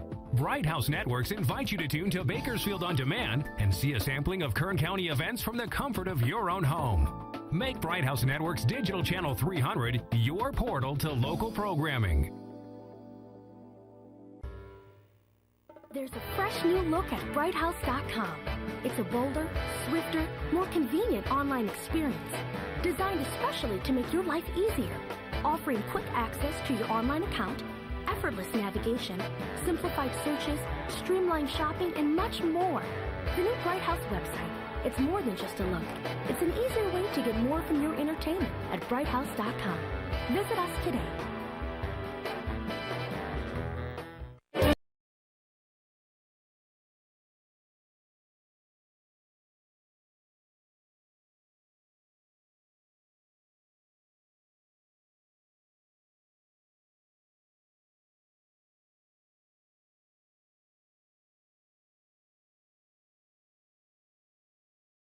Country by the Ridgeview Band. Hey, baby, I want to know, would you be my girl? Screen. Screen pass, like you said, out to the left side, and Frontier is going to score the touchdown. Can you believe that? Breaking tackles and making his way into the end zone is DJ Dawkins. Well, somebody in the secondary, I know Big Josh, how he was as a player. He is not going to be happy with his secondary players and their tackling on that. Somebody's got to want to lay some wood and wrap up. Frontier 1 point away from tying this game yet again. Tyler Kemka. And he got it. 14 all with 11:50 left to go. The first play of the fourth quarter goes for pay dirt for the Titans of Frontier High School. And, man, Dawkins made it look easy. It looked like he didn't try to juke or anything, Brian. He just went straight up the gut, and there he goes. Yeah, we're going to see right here. Linemen have to recognize somebody. That's a screen. You got to retreat. You might be able to get that pick. And then right here we got one. He forces it in. That's what you're supposed to do. You got to get off the block. Now watch the tackling here. That's not a tackle. That's not a tackle. That's not a tackle. And then Keaton doesn't have a chance because he's already at the goal line. I mean, you have to be able to go up there and wrap up. This is big boy football, okay? This is not the Golden Empire, Jack Frost, or NOR League. You got to go up there. You have to wrap up a back and drive on them. And if you can't bring them down, at least if you wrap up, Matt, you can wait till the troops come in to help you. Exactly. But the secondary tackling right there was atrocious. 14 all, 11:50 remaining here in this one. We talked about it in the pregame show. We talked about it before the kickoff here tonight. This had all the makings of a classic matchup, and that's what it's turning out to be thus far. Adam Hauk. I didn't get a chance to read the paper, but I know probably we're thinking there's going to be quite a few touchdowns scored, but let's give credit to the defense. The defense has come to play. You know, again, we've seen the Ridgeview defense only give up 2 drives, and they had a great goal line stance right before the half. They've been a little more stingy, but the defense for Frontier has been just a turnover machine. They've been, they grabbed 3 interceptions now? 3 interceptions and a fumble. I mean, they've done all they can to give the offense a chance to win the game. 6 total turnovers. Little miscommunication there by the Frontier kickoff unit and Adam Hauk. Again, Hauk went to the Alvarez kicking and punting school this summer. Well, he's going to have to kick it again. He might have to kick it from 5 yards further. Fortunately for him, that ball was caught 6 yards deep. So he may still have a chance for a touchback. Hauk, just a junior, 6'3", 224 pounds, and let me tell you, he has one of the best punting legs in Kern County for as young as he is. Will be an offside penalty, so it's going to move the kickoff back to the 35-yard line. How about the guts of Frontier? Does he play in other positions? He's like one of the biggest players on the team there. I think he plays a little bit of linebacker.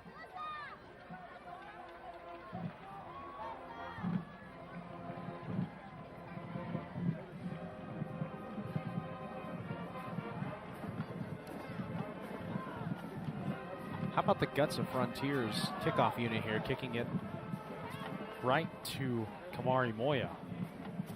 He's been all over the field tonight. If they have the confidence in their kicker, though, that Howe can get it into the end zone. He better. I would not give these guys a chance. This is what their thing is athleticism. And I'd be careful, too, with Shannon being where he's at. You never know. They might try some kind of reverse or something. Big booming kickoff by Houck. It's going to find its way into the end zone. So Houck says, you could give me all the offsides penalties you want. I'm still going to put it where I want. And the ball will be placed at the 20-yard line where Ridgeview will start. Tyler Ferguson, 3 interceptions on the night. The Ridgeview offense also a fumble. You know, and this is our first night to see Tyler Ferguson this year. This is not a typical Tyler Ferguson night, but if you ever played sports, every night can't be a grand slam or a great night. And one thing I like is he hasn't gotten down, and he's still being a leadership in the huddle. You see what he's doing, he's getting his team in there, and he's been still getting them in the pay dirt. So you got to give him credit for that. And, you know, anything can happen. A few weeks ago, we saw a team do nothing and going over and beat Centennial. Tripp shakes off a tackle, shakes off another one, gets about 7 yards on the left side of the field. Going to go down officially as a gain of 6. Tripp, they go right back to their workhorse, Brandon Tripp, who's picked up a heck of a lot of yards tonight. Yeah, you know, he's got to be closing in near the 100-yard mark at some point. Man, I'd be surprised if he wasn't, because, you know, he's ripped off some 12 and 14 and 8s. I don't think we've seen him yet get tackled. Tripp in the backfield where he's lost yards. Second and 4, rather. Ferguson pass over to the far side, wide open to Shannon Edwards. He's going to go out of bounds with the first down at the 38. Quick little hitch pattern. And Ridgeview picks up the first down, trying to respond to this Frontier touchdown. And I like that adjustment on that pass right there. Your quarterback's been a little bit shaky tonight. You get them a nice, easy completion. Like anybody else, like good shooters in basketball, they start seeing that ball go in, that ball be caught, and that confidence goes out because he's definitely a gunslinger. Trips to the right. Tripp in the backfield for Ferguson. And he has trouble holding on to the snap, and that's a busted play, and it's going to go down as a sack behind the line of scrimmage. That's Garrett Brown again, making the play defensively for Frontier. Watch this, Brian. He had a little trouble holding on to the ball. Yeah, that one just was almost doomed from the start, and he almost made it worse, but was able to hold it. And you talked about gunslingers. I got a chance right at halftime to talk to one of the best gunslingers, and that's Cody Kessler, the USC Trojan. So we always tease each other when we see, because he had his USC stuff, my UCLA. So, but he's a good kid, good family. This is Brock Martin taken down behind the line of scrimmage. I mean, they throw these passes, they flirt with disaster. They throw them so far behind the line that it's a lot of ground for Martin to cover just to get back to the line of scrimmage. And I think he might have just gotten back. It's going to be 3rd and 12. If he did that, you know, and you and Vance know. I mean, I know that's the popular throw, but I don't think when it was designed, it was meant to be a steady diet in your offensive passing plan. But for a lot of teams in this area, they throw that a lot. That's part of their main passing plan. 3rd and 12. Big third down for the Frontier defense. Ferguson, pressure, sacked. Who else but the defensive mastermind Garrett Brown picking up the sack, and Ridgeview forced into a punting formation. If I'm correct, this is their first punt of the game for Ridgeview. And you got to give credit right there to the Frontier defense for stepping up. You know, and right there, that's the situation where your quarterback has nothing to do, and it's Ginn getting beat. You know, we talk about Tyler having a stellar night. This hasn't been Ginn's best performance either. He's a really good player. Moya gets off a good punt. Nixon takes it at the 38. And he's tackled right around that same area by Brock Martin. So Frontier holds, forces a punt, and they'll take over at the 36-yard line, trying to break the even score here. 14-all with 9:10 left to go in the fourth quarter. I'm Matt Alvarez alongside Brian Adams on top of the scissor lift up here at Ridgeview High School.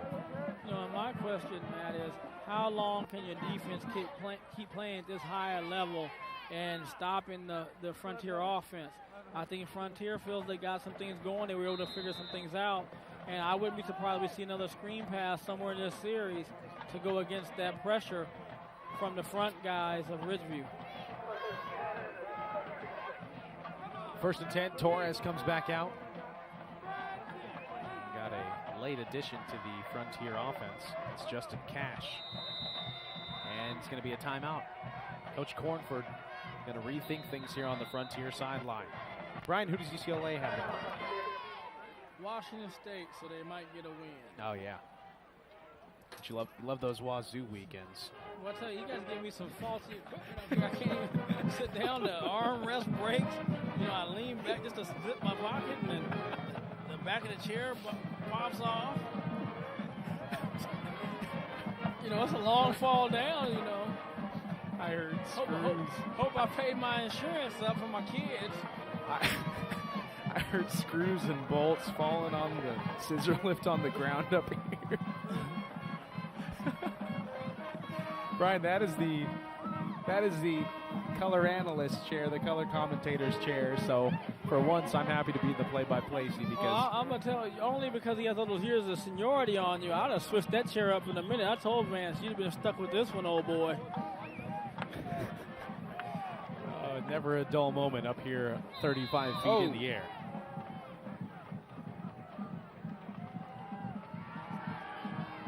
Torres rolls out, and he had his man wide open and dropped it. Dropped. Exactly right. By Colton Foster, the tight end. You couldn't get more wide open than Colton was right there, and it's just a situation where, the ball gets dropped, right in the hands. Unfortunate drop there. It's going to be 2nd and 10, though. And Foster was wide open. He could have been going down. He could have been still running right now, the big boy. Well, the way the Wolfpack tackled the big fella Dawkins last time, he might have still been running. 2nd and 10. They run a bubble screen to Nard. B.J. Nard. He gets up to the 39-yard line.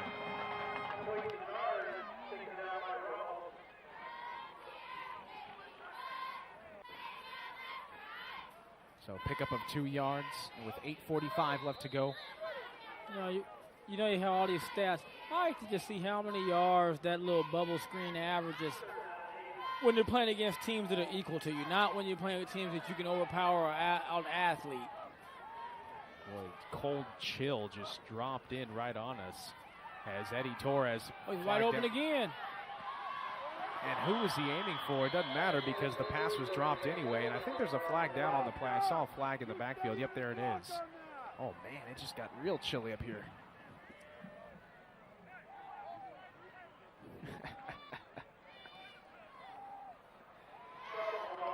They called a chop block, so that's going to move him back even further.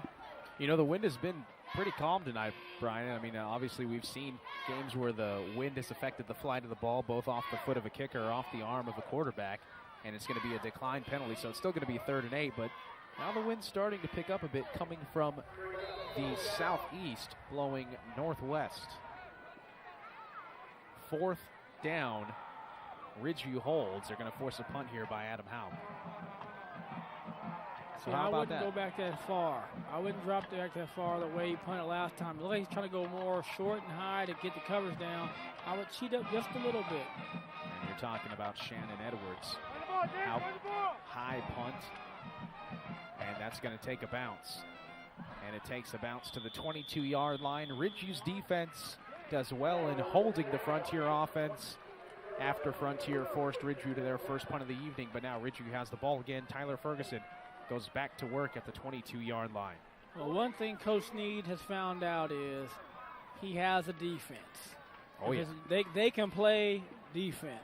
Now, the question is, can the offense get out of their own way and start doing some things and getting some plays in a row now and may have some success and put the points on the board?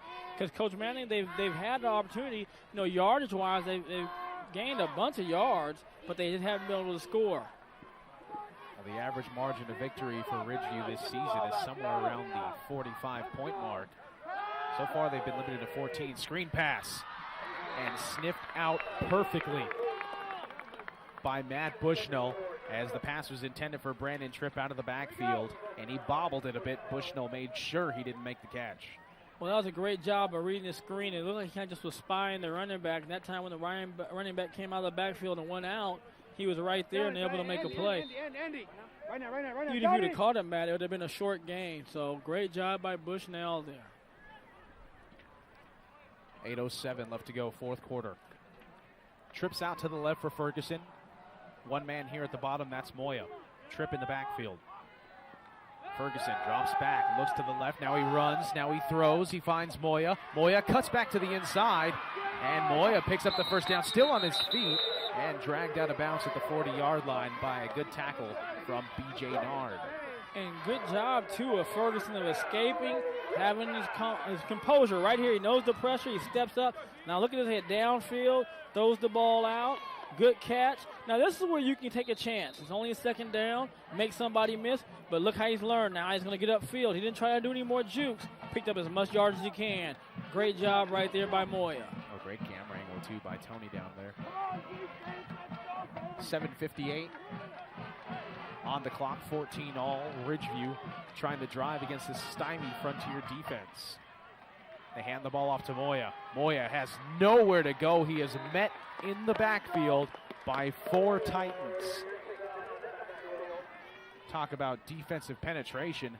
That is how they draw it up in the football textbook. Yeah, and that's the situation right there where there was nowhere to run. And great job right there by the defense, way to get across the line, get the penetration. And then a great job of knowing you have an elusive back, of not going for any of the head and shoulder fakes and just staying home and then corralling him. 2nd and 12 is listed on the scoreboard. Trips to the right for Ferguson. Nard goes back deep into coverage. They do another handoff behind the back. This one goes to Moya on the left side. Moya gets stood up by Nixon, but he may just have enough to get the first down. Let's see where they mark the ball. Nope, going to be short. It'll be short. About 3rd and 2 for Ridgeview. So again, Ridgeview in a difficult 3rd down situation. Frontier's defense looking to step up to the challenge. Right, but 3rd and 2, that's what you want, because you can do anything at this point. I can run, I can pass. You're off balance. You don't know what I'm going to do. And I have 3 different guys that can get the ball. Call time out, settle down, and figure out what's going on. You had, Tripp was on the sideline getting fixed up, taped or something, so they didn't have all their pieces in play. But now he's back out there. Just take your time. And the main thing is right here is get the plays you want, because you can probably do anything on this situation. You can hit that little quick hitch because they're probably going to play off. Worried about Shannon Edwards' speed. I put him on the short side of the field, so he's on the shorter throw on that hitch. They're not going to come up tight on Shannon Edwards right now. They're going to play off, give him some space. You can hit that quick hitter, and you got 2 backs you can go to. So the playbook is wide open, and Dennis Manning, I think, has done a masterful job tonight of calling some plays and orchestrating the offense. Unfortunately, they just had a lot of penalties that hurt them, and the interceptions and fumble.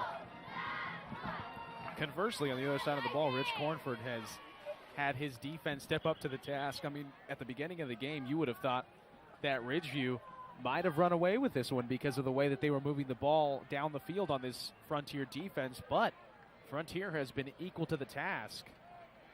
Well, they've been a bend and don't break. Remember, they only forced 1 punt in the whole game. And they've been opportunistic, taking advantage of 4 Ridgeview turnovers and shooting yourself in the foot, as a false start penalty is going to be called against Ridgeview. So now it goes from 3rd and 2 to where you can do run, you could pass it. Now you only really have one option. But when they've been passing the ball, look for a screen play, or maybe that little out they do when Ferguson rolls out. I would look at that, but you definitely took your advantage away. Ferguson has Tripp in the backfield, and Twins, check that. Edwards out to the right. 3rd and 6. Ferguson rolls to the right, throws to the right. It's going to be caught by Edwards. He'll go down with the first down in hand all the way down to the 45-yard line. Sometimes you commentate, you're getting lucky, but that's what they were doing. You had the isolation, the roll to right, and good throw this time.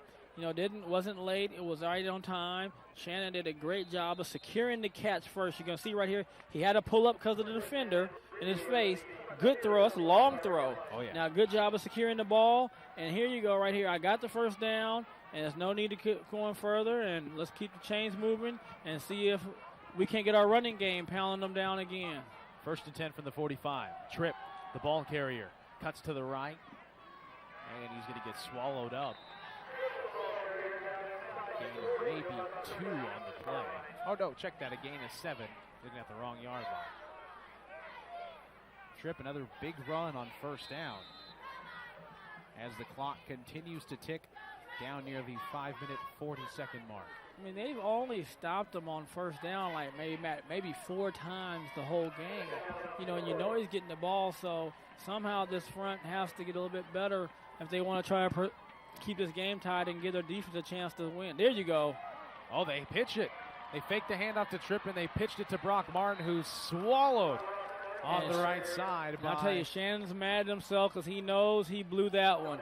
He's been blocking good all night long, and this time he wasn't able to hold his block, and that's what caused the play to get foiled. You see they fake the handoff up the middle, then they go outside. So you'll see Shannon right here. See, he missed his block, and you can tell he knows it. That's always a bad thing to watch in the film as well if you're a wide receiver, because you know it's coming up. Yeah, but on that one, when you have that delayed, it's a little bit longer block. But you have to make it right there. The execution becomes key. 3rd and 3. Ferguson rolls. Ferguson throws. It's batted up in the air and incomplete. There's a flag, and the corner pushed Shannon late after the pass was gone.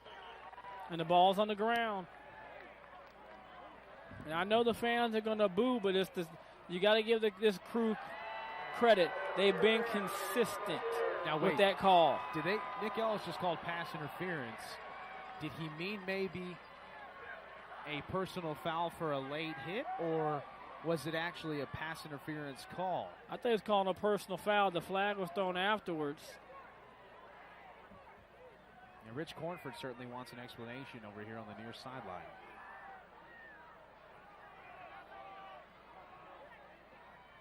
Oh, the crew's talking about it.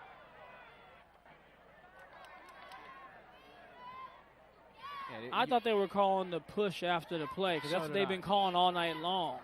Now, then they called a pass interference, so I'm not sure what the call is. But you'll see right here, this time they were in a cover 2, so he's not going to be able to get open like that on that short pass. And you're going to see right here, ball's in the ground, and there's the push right there. And they've been calling that consistent all night. And that's 33. That's Matt Bushnell. That's the same call they called on Ginn, earlier. So, I mean, they've been calling that consistently all night. Yeah, well, what they can't do here, Brian, is they can't call a personal foul after the play. Even though Nick Ellis signaled pass interference, I'm sure that the other official meant it was a personal foul late hit. And you can't reverse that call. I mean, because that's a judgment call. You make that call, you have to stick with it. So it is going to be a penalty against Frontier. Well, unless they just decide, they're going to say no penalty. Somebody's not going to be happy right now. Yeah. Well, we'll see. It's been a penalty-filled game thus far. They're moving the ball back to the original line of scrimmage, though, which was the 38-yard line. And now they're marching it off. It was, Mr. Ellis still hasn't made the official signal, and here we go. Pass interference call. So a pass interference is going to be the official call. And it's going to be a 1st and 10 for Ridgeview at the 38. So nonetheless, the penalty flag was thrown. Another case of mental mistakes and shooting yourself in the foot. Ferguson, 2 split out to the left. They hand the ball off to Martin. Martin slips behind the line of scrimmage. He's going to be taken down for a loss. Now, maybe what they were calling the pass interference is Shannon Edwards ran up and ran a hitch. The defensive back was on him, and like he was grabbing a little bit. And then we can see in our replay, if we get it here, and we can kind of just slow it down. You see right there, you see the defender right there is around him, wrapped around him. So, I mean, but he let go later, so I don't know what the call is. But that could have been it, too, that he was grabbing it. I guess more in college it would have been called a holding. Ferguson goes to the right side. That ball is dropped by Shannon Edwards, and that was dangerously close to being behind the position of the throw, which would have resulted in a fumble. A 3rd and 12 coming up for Ridgeview. My only guess on that pass interference call was that the referee was trying to reach for his flag and couldn't pull it out in time. He definitely had bumped and put his hands on him before, and then kind of let him go and then made the play. So it was definitely some contact, but I don't, that's the only way I could think it. 3:59 left to go in the 4th. 14 all in what has been a stellar football game here on the southwest side at Ridgeview High School. Ferguson, 2 split off to the left. He sends Martin in motion. They hand off. A reverse pass once again. Looking for Martin. Picked off! It's picked off by Nixon. And Ferguson's 4th interception of the game. That wasn't Ferguson. That was the one the back's throwing the ball. Let me rephrase that. Ridgeview's 4th interception of the game. Okay, right here is Moya again. I mean, his guy's not even there yet. He threw right into double coverage. And that's a situation where when you run those trick plays, either they're wide open or they're not. So give the defense, Coach Cornforth's defense and Frontier, credit for staying at home and not getting fooled twice. Absolutely, but check this out, Brian. Nixon intercepts it in the end zone. All he has to do, he's got to be aware of his surroundings too, right, as the defender. Right there, he's in the end zone. That's when he establishes forward momentum. If he goes down there, they get it at the 20, but instead they're at the 2 as the handoff goes to Hosey, and he picks up a couple. Well, I think they got to, are you going to try to go and score and win this game outright? Because the one thing is you don't want to do is go a quick 3 and out and kick the ball back and give Ridgeview a chance. Yeah, Ridgeview 2 timeouts, Frontier 2 timeouts, clock ticking at 3:25. Torres in the I formation as he's been all night. Hands off to Hosey again. Hosey up the right side. Stayed on his feet, but the troops rallied, took him down on the play. Now the clock will stop as they bring it up near the first down marker. It's going to be short of the first down, according to the public address announcer here at Ridgeview. Going to be just short, though. It's going to be 3rd and 1 for the Titans. And now they're going to ask for a measurement. 3:09 left to go. Frontier has picked off Ridgeview 4 times. 3 of those have been interceptions. They've also induced 2 turnovers by way of fumble.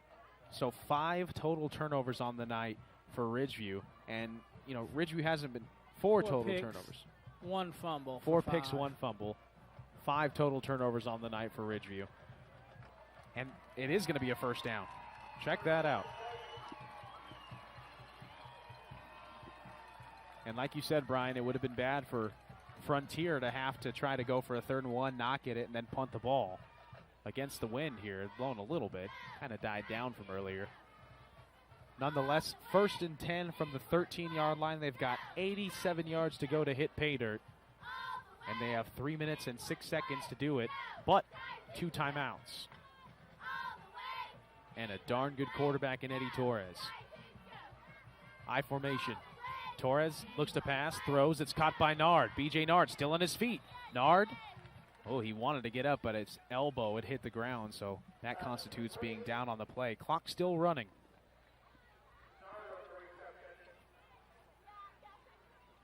We haven't seen as much of Nard as we would have thought we would have seen tonight, as you see the sweaters and the fans trying to keep warm on this cool night. Torres. 2nd and 2 from the 21. Torres hands up to Hosey. And Hosey gets a couple yards on the play. It's probably good enough for the first down. And you know what?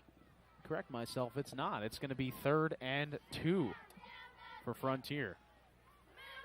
Well, Matt, right here, if you're Ridgeview's defense, you want to get one big stop right here and give your offense one more chance.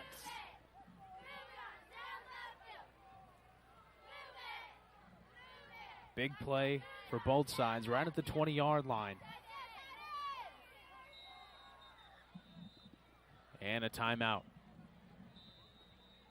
And it's going to be taken by the Titans. So I think you're right, Brian, by them using a timeout then at this moment in time with 1:43 left to go in the game, I think that they're just going to be content to get another first down and then maybe just run the clock out and hope for overtime. Well, I think that's what they're going to have to do. I don't think you want to try anything foolish, really try to go downfield, but I've run my mouth before and somebody's done something and made it happen. A few weeks ago we were saying the game was over at Centennial and then they get a long pass for a touchdown. So who knows? But the bottom line right now is if you're Coach Cornford and staff, you know, you want to make sure you try to get this first down, keep the clock rolling, don't give their offense a chance. And if you're Ridgeview, you need to get a stop right here, and then you're going to have a chance to at least have the ball back with a little bit over a minute to go.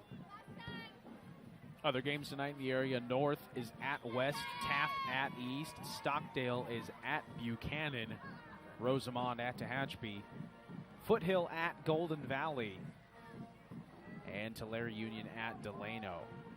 A lot of teams had byes this week as they open up league play next week. The best team in the Valley right now, Bakersfield High School, was one of them. Torres sends Nard in motion on 3rd and 3. Back to pass. Torres looking now, rolls out to the right. He's going to take it himself. He's going to pick up the first down.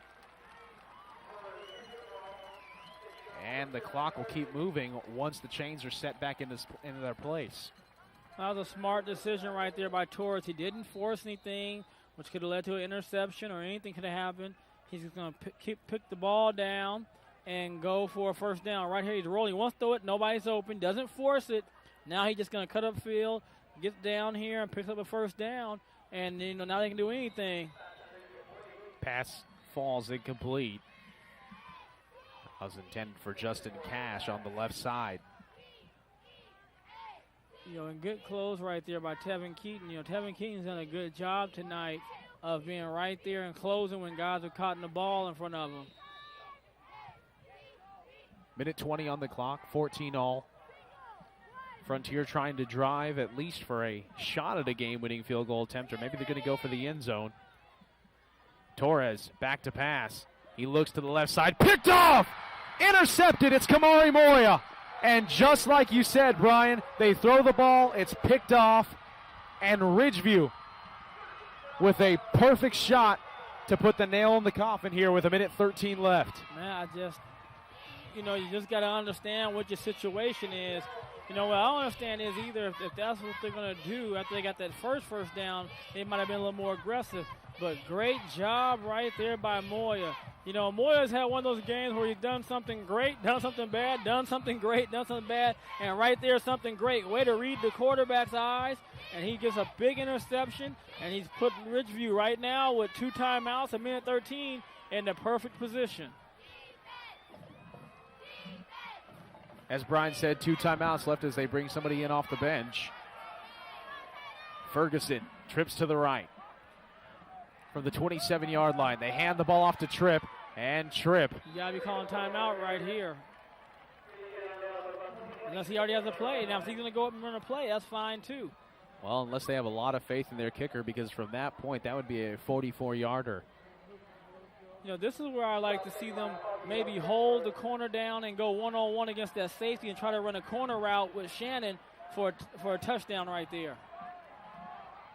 Trips to the right again. Ferguson pitches to Tripp. Tripp fumbles the ball. Ferguson falls on it at the 37-yard line, and now they'll need to use a timeout, and that's exactly what they do. Well, their execution in the second half has not been good except for the one. Well, even the one when they scored, they had 30 yards and penalties. You know, Ridgeview they have the athletes and they have the talent to run the table if they can get through the night. But they're going to have to get better on their execution and their focus. 3 turnovers tonight by Ferguson. 2 by Moya. 2 by Moya. I mean, there's just been a bundle of turnovers tonight. That's Bundle of penalties. Yeah, the penalties are one of the main focal points tonight, as Ridgeview's been penalized 16 times for 7,000 yards. I mean, seemingly, Brian, you counted it off on a couple drives ago back in the third quarter that Ridgeview had 35 yards of penalties. And they still scored. Yeah, in one drive. They still scored, and it's 14-all with 35 seconds left here. That's how talented these guys are, Matt. I mean, they're that talented athletically. I mean, you look at their bodies. You got some Division I bodies on these guys and players. You know, again, what I don't like is can you max protect with this setup? Ferguson back to pass. Blitz comes backside. Ferguson throws it, and it's caught by his lineman. That's going to be a penalty. No doubt that'll be a penalty right now. If I were Tripp, I would just hit the ground before more time runs off the clock, and he does.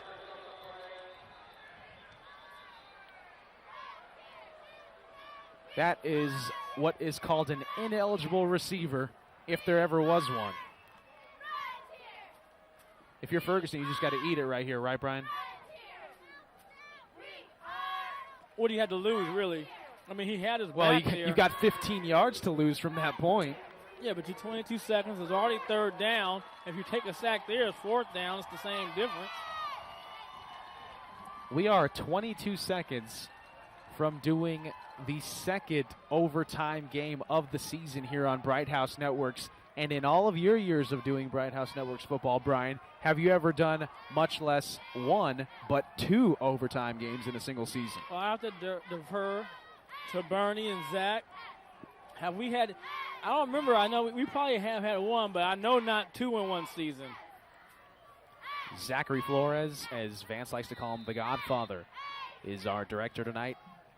Bernard Johnson is on the camera lift directly to our right, and a timeout taken by Ridgeview there.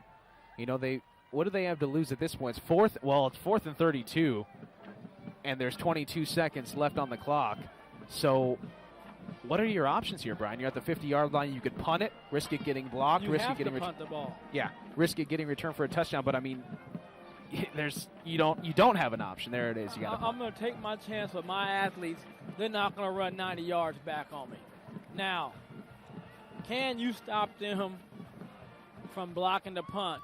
This is why I said before that last snap, can you protect well enough with that formation? You know, sometimes, we like to spread out, but put somebody in, give another blocker, because with that cover 2, you can run a 2-man route. J.J. Stokes made a living, became an All-American versus cover 2 by some of us running the short route, holding that corner, and then he goes one-on-one to safety.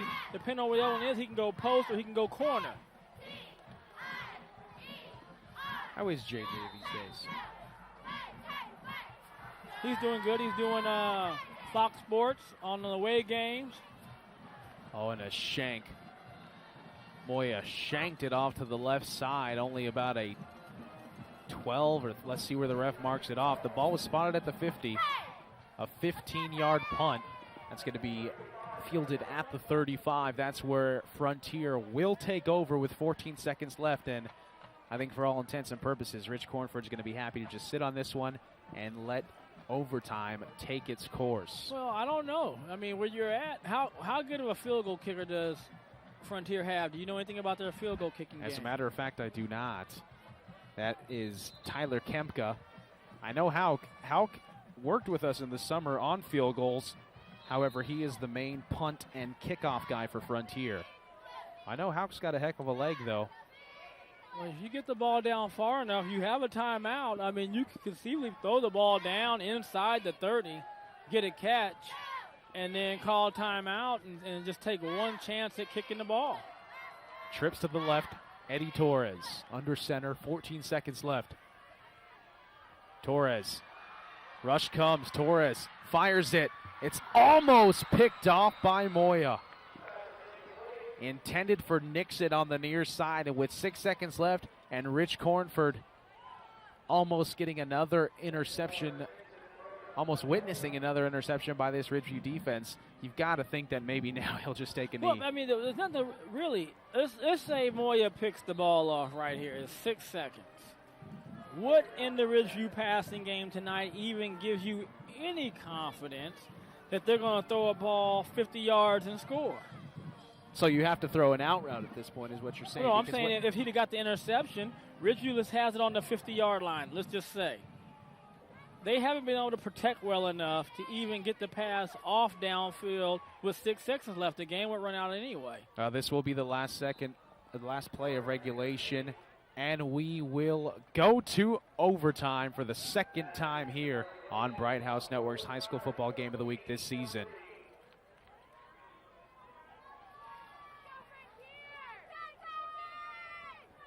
So we'll be back for overtime. You're watching the Bright House Network's high school football game of the week.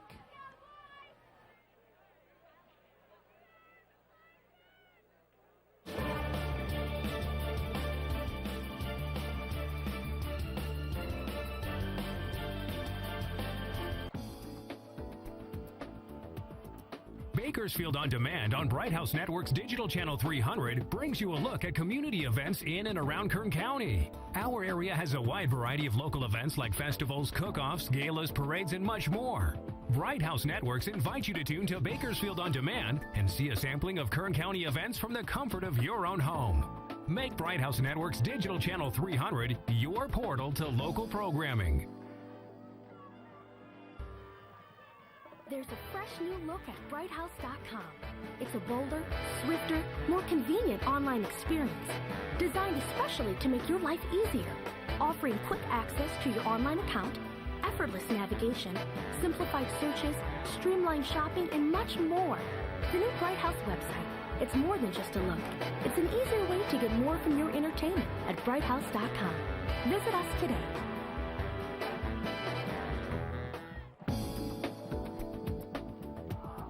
Bakersfield On Demand on Bright House Network's Digital Channel 300 brings you a look at community events in and around Kern County. Our area has a wide variety of local events like festivals, cook-offs, galas, parades, and much more.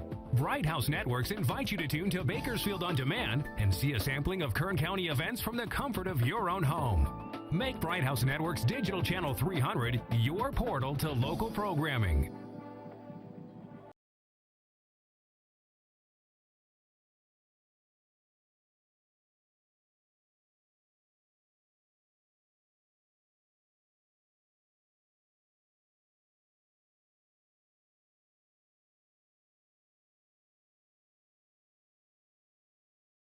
There will be no kissing of anyone's sister tonight. There will be no ties. This game will be finished. There will be a winner. There will be a loser. One of these teams will be 3-1. The other will be 4-0. Welcome back to the high school football game of the week. It's overtime here at Ridgeview High School. I'm Matt Alvarez alongside Brian Adams, who usually is on the sidelines. Brian, how are you enjoying the view up here tonight? I am loving it up here tonight, and it's been fun being with you. Last year we were together for a playoff game, and here we are again tonight, and it's been a pleasure. Doing a great job here steering the ship. Well, I appreciate it, Brian. I learned from the best. You have taught me well. Last year we saw the emergence of DJ Martin. Yes, we did. Up on the scissor lift at Stockdale High School when they played Buchanan and won. Now, with the whole DJ Martin situation going down this year, it's certainly shaken up the standings in the rankings as we have the team captains meet at midfield. Again, 14-all. Frontier scored first. Ridgeview scored twice after that.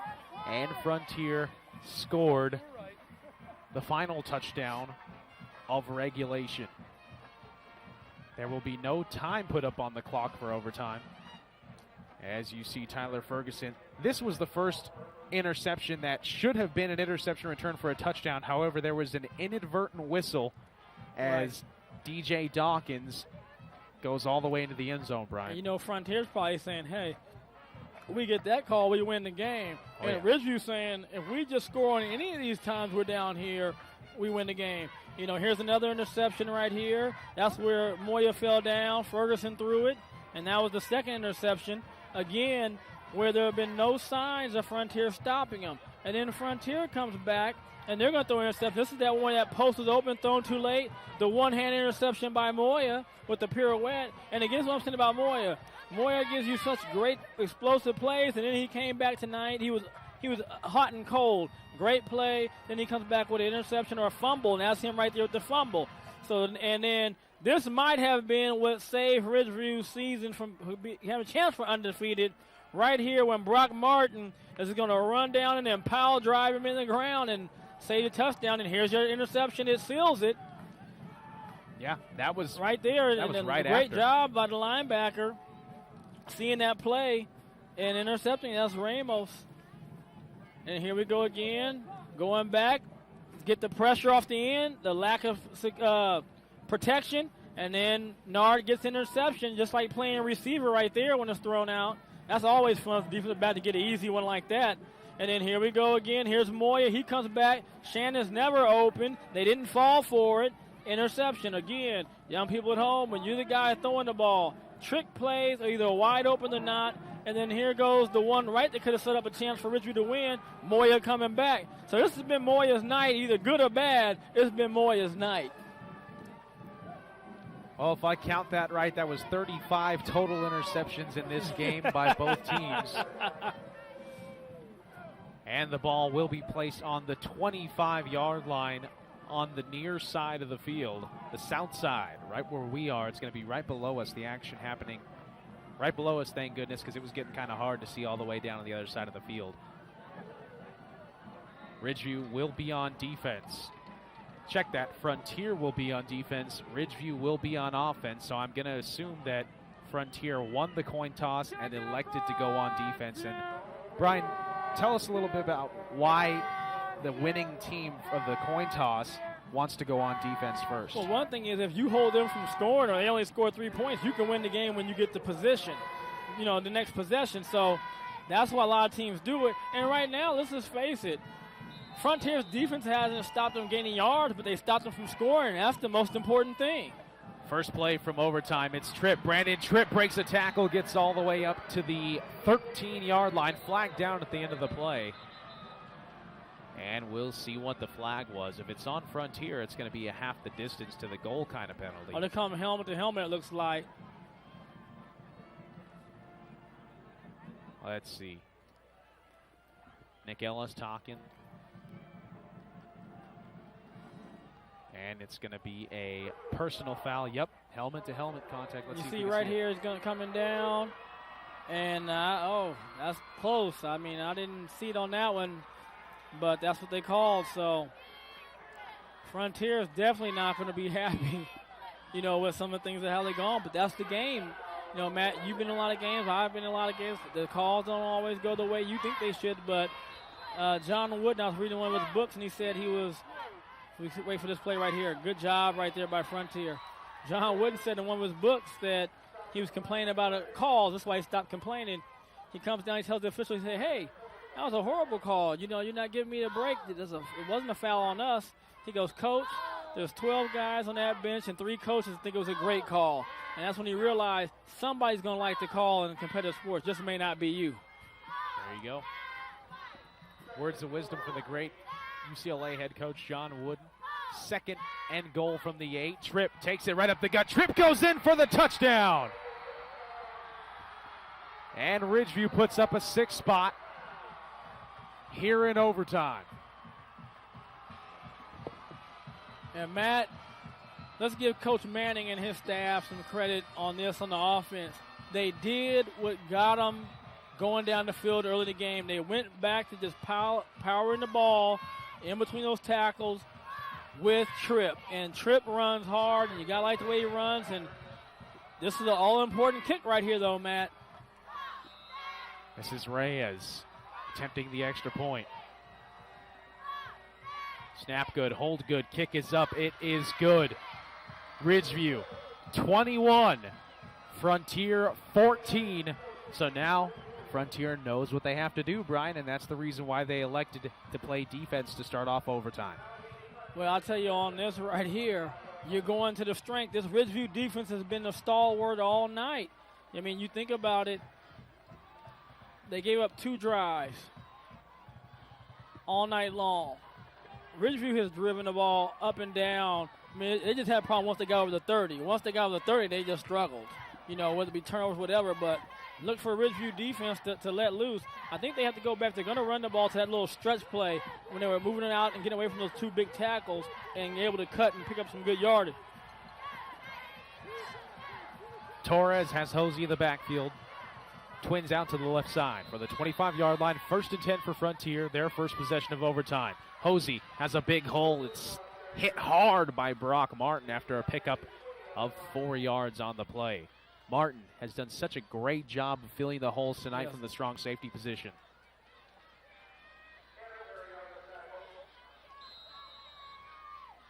Crowd, this game is not over. If you're sitting down, get up.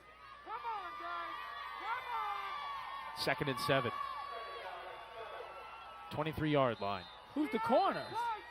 Come on, guys. And timeout taken by Dennis Manning. You're right, there was a lot of defensive confusion there as we're going to take another look at the touchdown play that Ridgeview went up by 7 on. Just straight power football right coming at you. Can you stop him? And then they don't have a chance. He's too big, too powerful, because of, I'm saying Ridgeview, they're discombobulated on defense, but, Tevin Campbell was the corner out there earlier, and he wasn't on the field. And I don't know what defense they were going to. He just came back on, so that just looked messed up from the get-go. And the last time they weren't ready. So now they're out. They got the normal personnel, but they were not ready to go. And I think they only get 1 timeout, don't they, in the overtime? 1 timeout per overtime. So if we go into a second overtime, Ridgeview will be replenished with another timeout. But they just use theirs just in case they need another one. If they have any more personnel problems, they're out of luck. Oh, yeah, they are. You're going to take the penalty. 22-yard line. 2nd and 7 for Frontier. Twins out to the right. Freddie Torres. See, again, they don't know what they're doing again. Torres Ball's throws it up for Nixon. Nixon good play by almost made Moya. the catch. And Moya knocked it out of his hands. It's going to be 3rd and 7 for Frontier. Well, what a defensive play. Like I said, he's been great. He's been spectacular. And then he's been, oh, my goodness. Right. But, I mean, right here, he's back to Mr. Spectacular. And watch Moya right here. He's in good position. He just reads the receiver coming in, and the receiver try to come down with his hands. One of the things that they teach at the next level is when you go up on that, is you go up and cradle it with 2 hands and you snatch it. Trips to the right for Torres, 3rd down and 7. Torres rolls to the right. Plenty of time. Torres still looking. He goes out of bounds. 4th down. Great defensive coverage by Ridgeview. And at the 20-yard line, it's going to be 4th and 5. If they pick up 5, it goes on. If they get in the end zone, it goes on. If they fail to pick up 5 yards, it's over. And I'll tell you this, give credit to the secondary. That's when your secondary is covering everybody. There's nowhere to throw. That's the play where the secondary caused it. And now we have a timeout. And I think it's a good timeout right now by Frontier because they're going to have to figure out what they want to do. And that's Danny Willis. He's been doing a long time coaching. An instant classic here on Bright House. The high school football game of the week. Centennial and Clovis was another one. 2 overtimes earlier this season. I mean, I still can't believe that one went to overtime. It looked like all the nails were in the coffin. They came back from the dead in that one. Frontier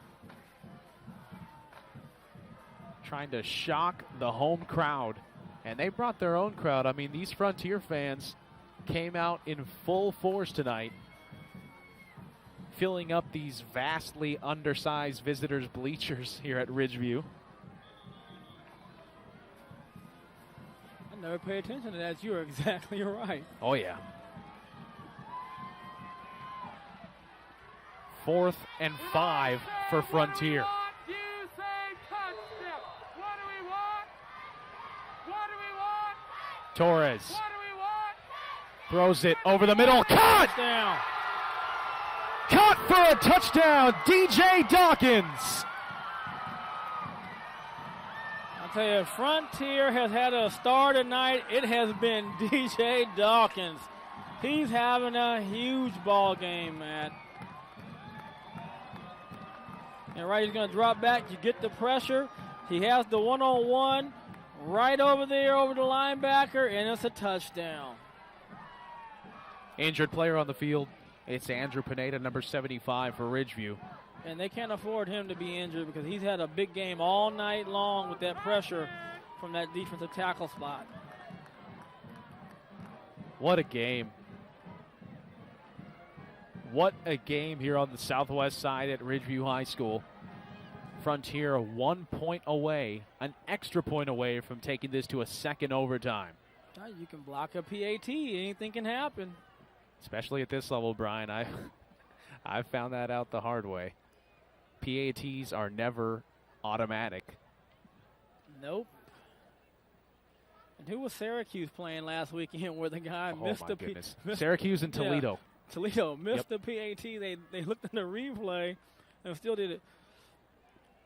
Oh yeah, he got chopped. Oh. He got chop blocked. How about that timeout though? Does Rich Cornford seem like a genius or what? Drawing up that play on 4th and 5. Well, Danny Willis is the one who calls the plays. Cornford's the defensive guy. So give Coach Willis some credit. He came up with a play. See, Cornford's talking to his defense right now about what they had to do. Well, actually, offense to come back out now, right? Frontier's offense comes back out, and Ridgeview's defense gets to come. That's correct. There we are. Looks like Kevin has a hand. So it looks like you're doing the old Tallahassee doing tomahawk. the tomahawk chop, the Florida State tomahawk chop. I heard a band playing that earlier. Da, da, da, da, da. They play at BC still, or there's no band at BC? There's no band at BC, but they play through the stereo system. BC, by the way, has tomorrow off. Bye week. As looks like Pineda is going to be helped to his feet at the 22-yard line. Gets a standing ovation from both sides here. Definitely favoring that left leg. And if this does go to a second overtime, Pineda is going to be dearly missed. Stalwart on that defensive line. So it all comes down to the foot of Tyler Kempka. If Kempka makes this, we go to a second overtime.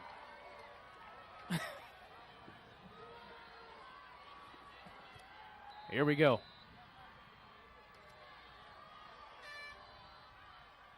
And they line up in two-point formation. They're going for the win. It's Nixon. Nixon Right no, stopped. No. Fumbled the football. Ridgeview goes on the win.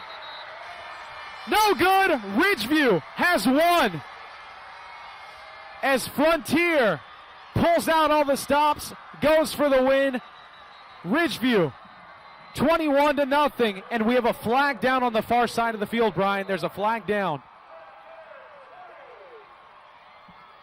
There's got to be an illegal shift or some kind of movement, which now you got to say, does it negate the play? If it's a dead ball foul, and look at all the celebration, the helmet's flying. If it's a dead ball foul, then that means that there was no play. Illegal shift, decline, game over. Ridgeview wins. Good ball game. Good ball game. How about the guts, though, of this Frontier offense? And Nixon, the running back, trying to scoot into the end zone in this Ridgeview defense like it's done all night, Brian. Up to the challenge. And they're still undefeated. Now, again, like I said, for them to make a run, they have the ability to do it. They've got to clean up these mistakes. It's hard to go on and get all the victories and get a section championship and go run the table, but they're going to have to clean up some of the mistakes and play a better game of football, brand of football with the turnovers and the penalties. Your final score, Ridgeview 21, Frontier 20 in overtime. For our director, Zach Flores, for Brian Adams, I am Matt Alvarez. Thank you for joining us. We will see you next week on the Bright House Network's High School Football Game of the Week.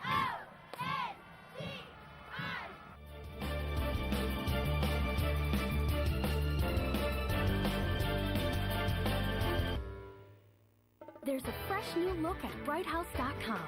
It's a bolder, swifter, more convenient online experience designed especially to make your life easier, offering quick access to your online account, effortless navigation, simplified searches, streamlined shopping, and much more.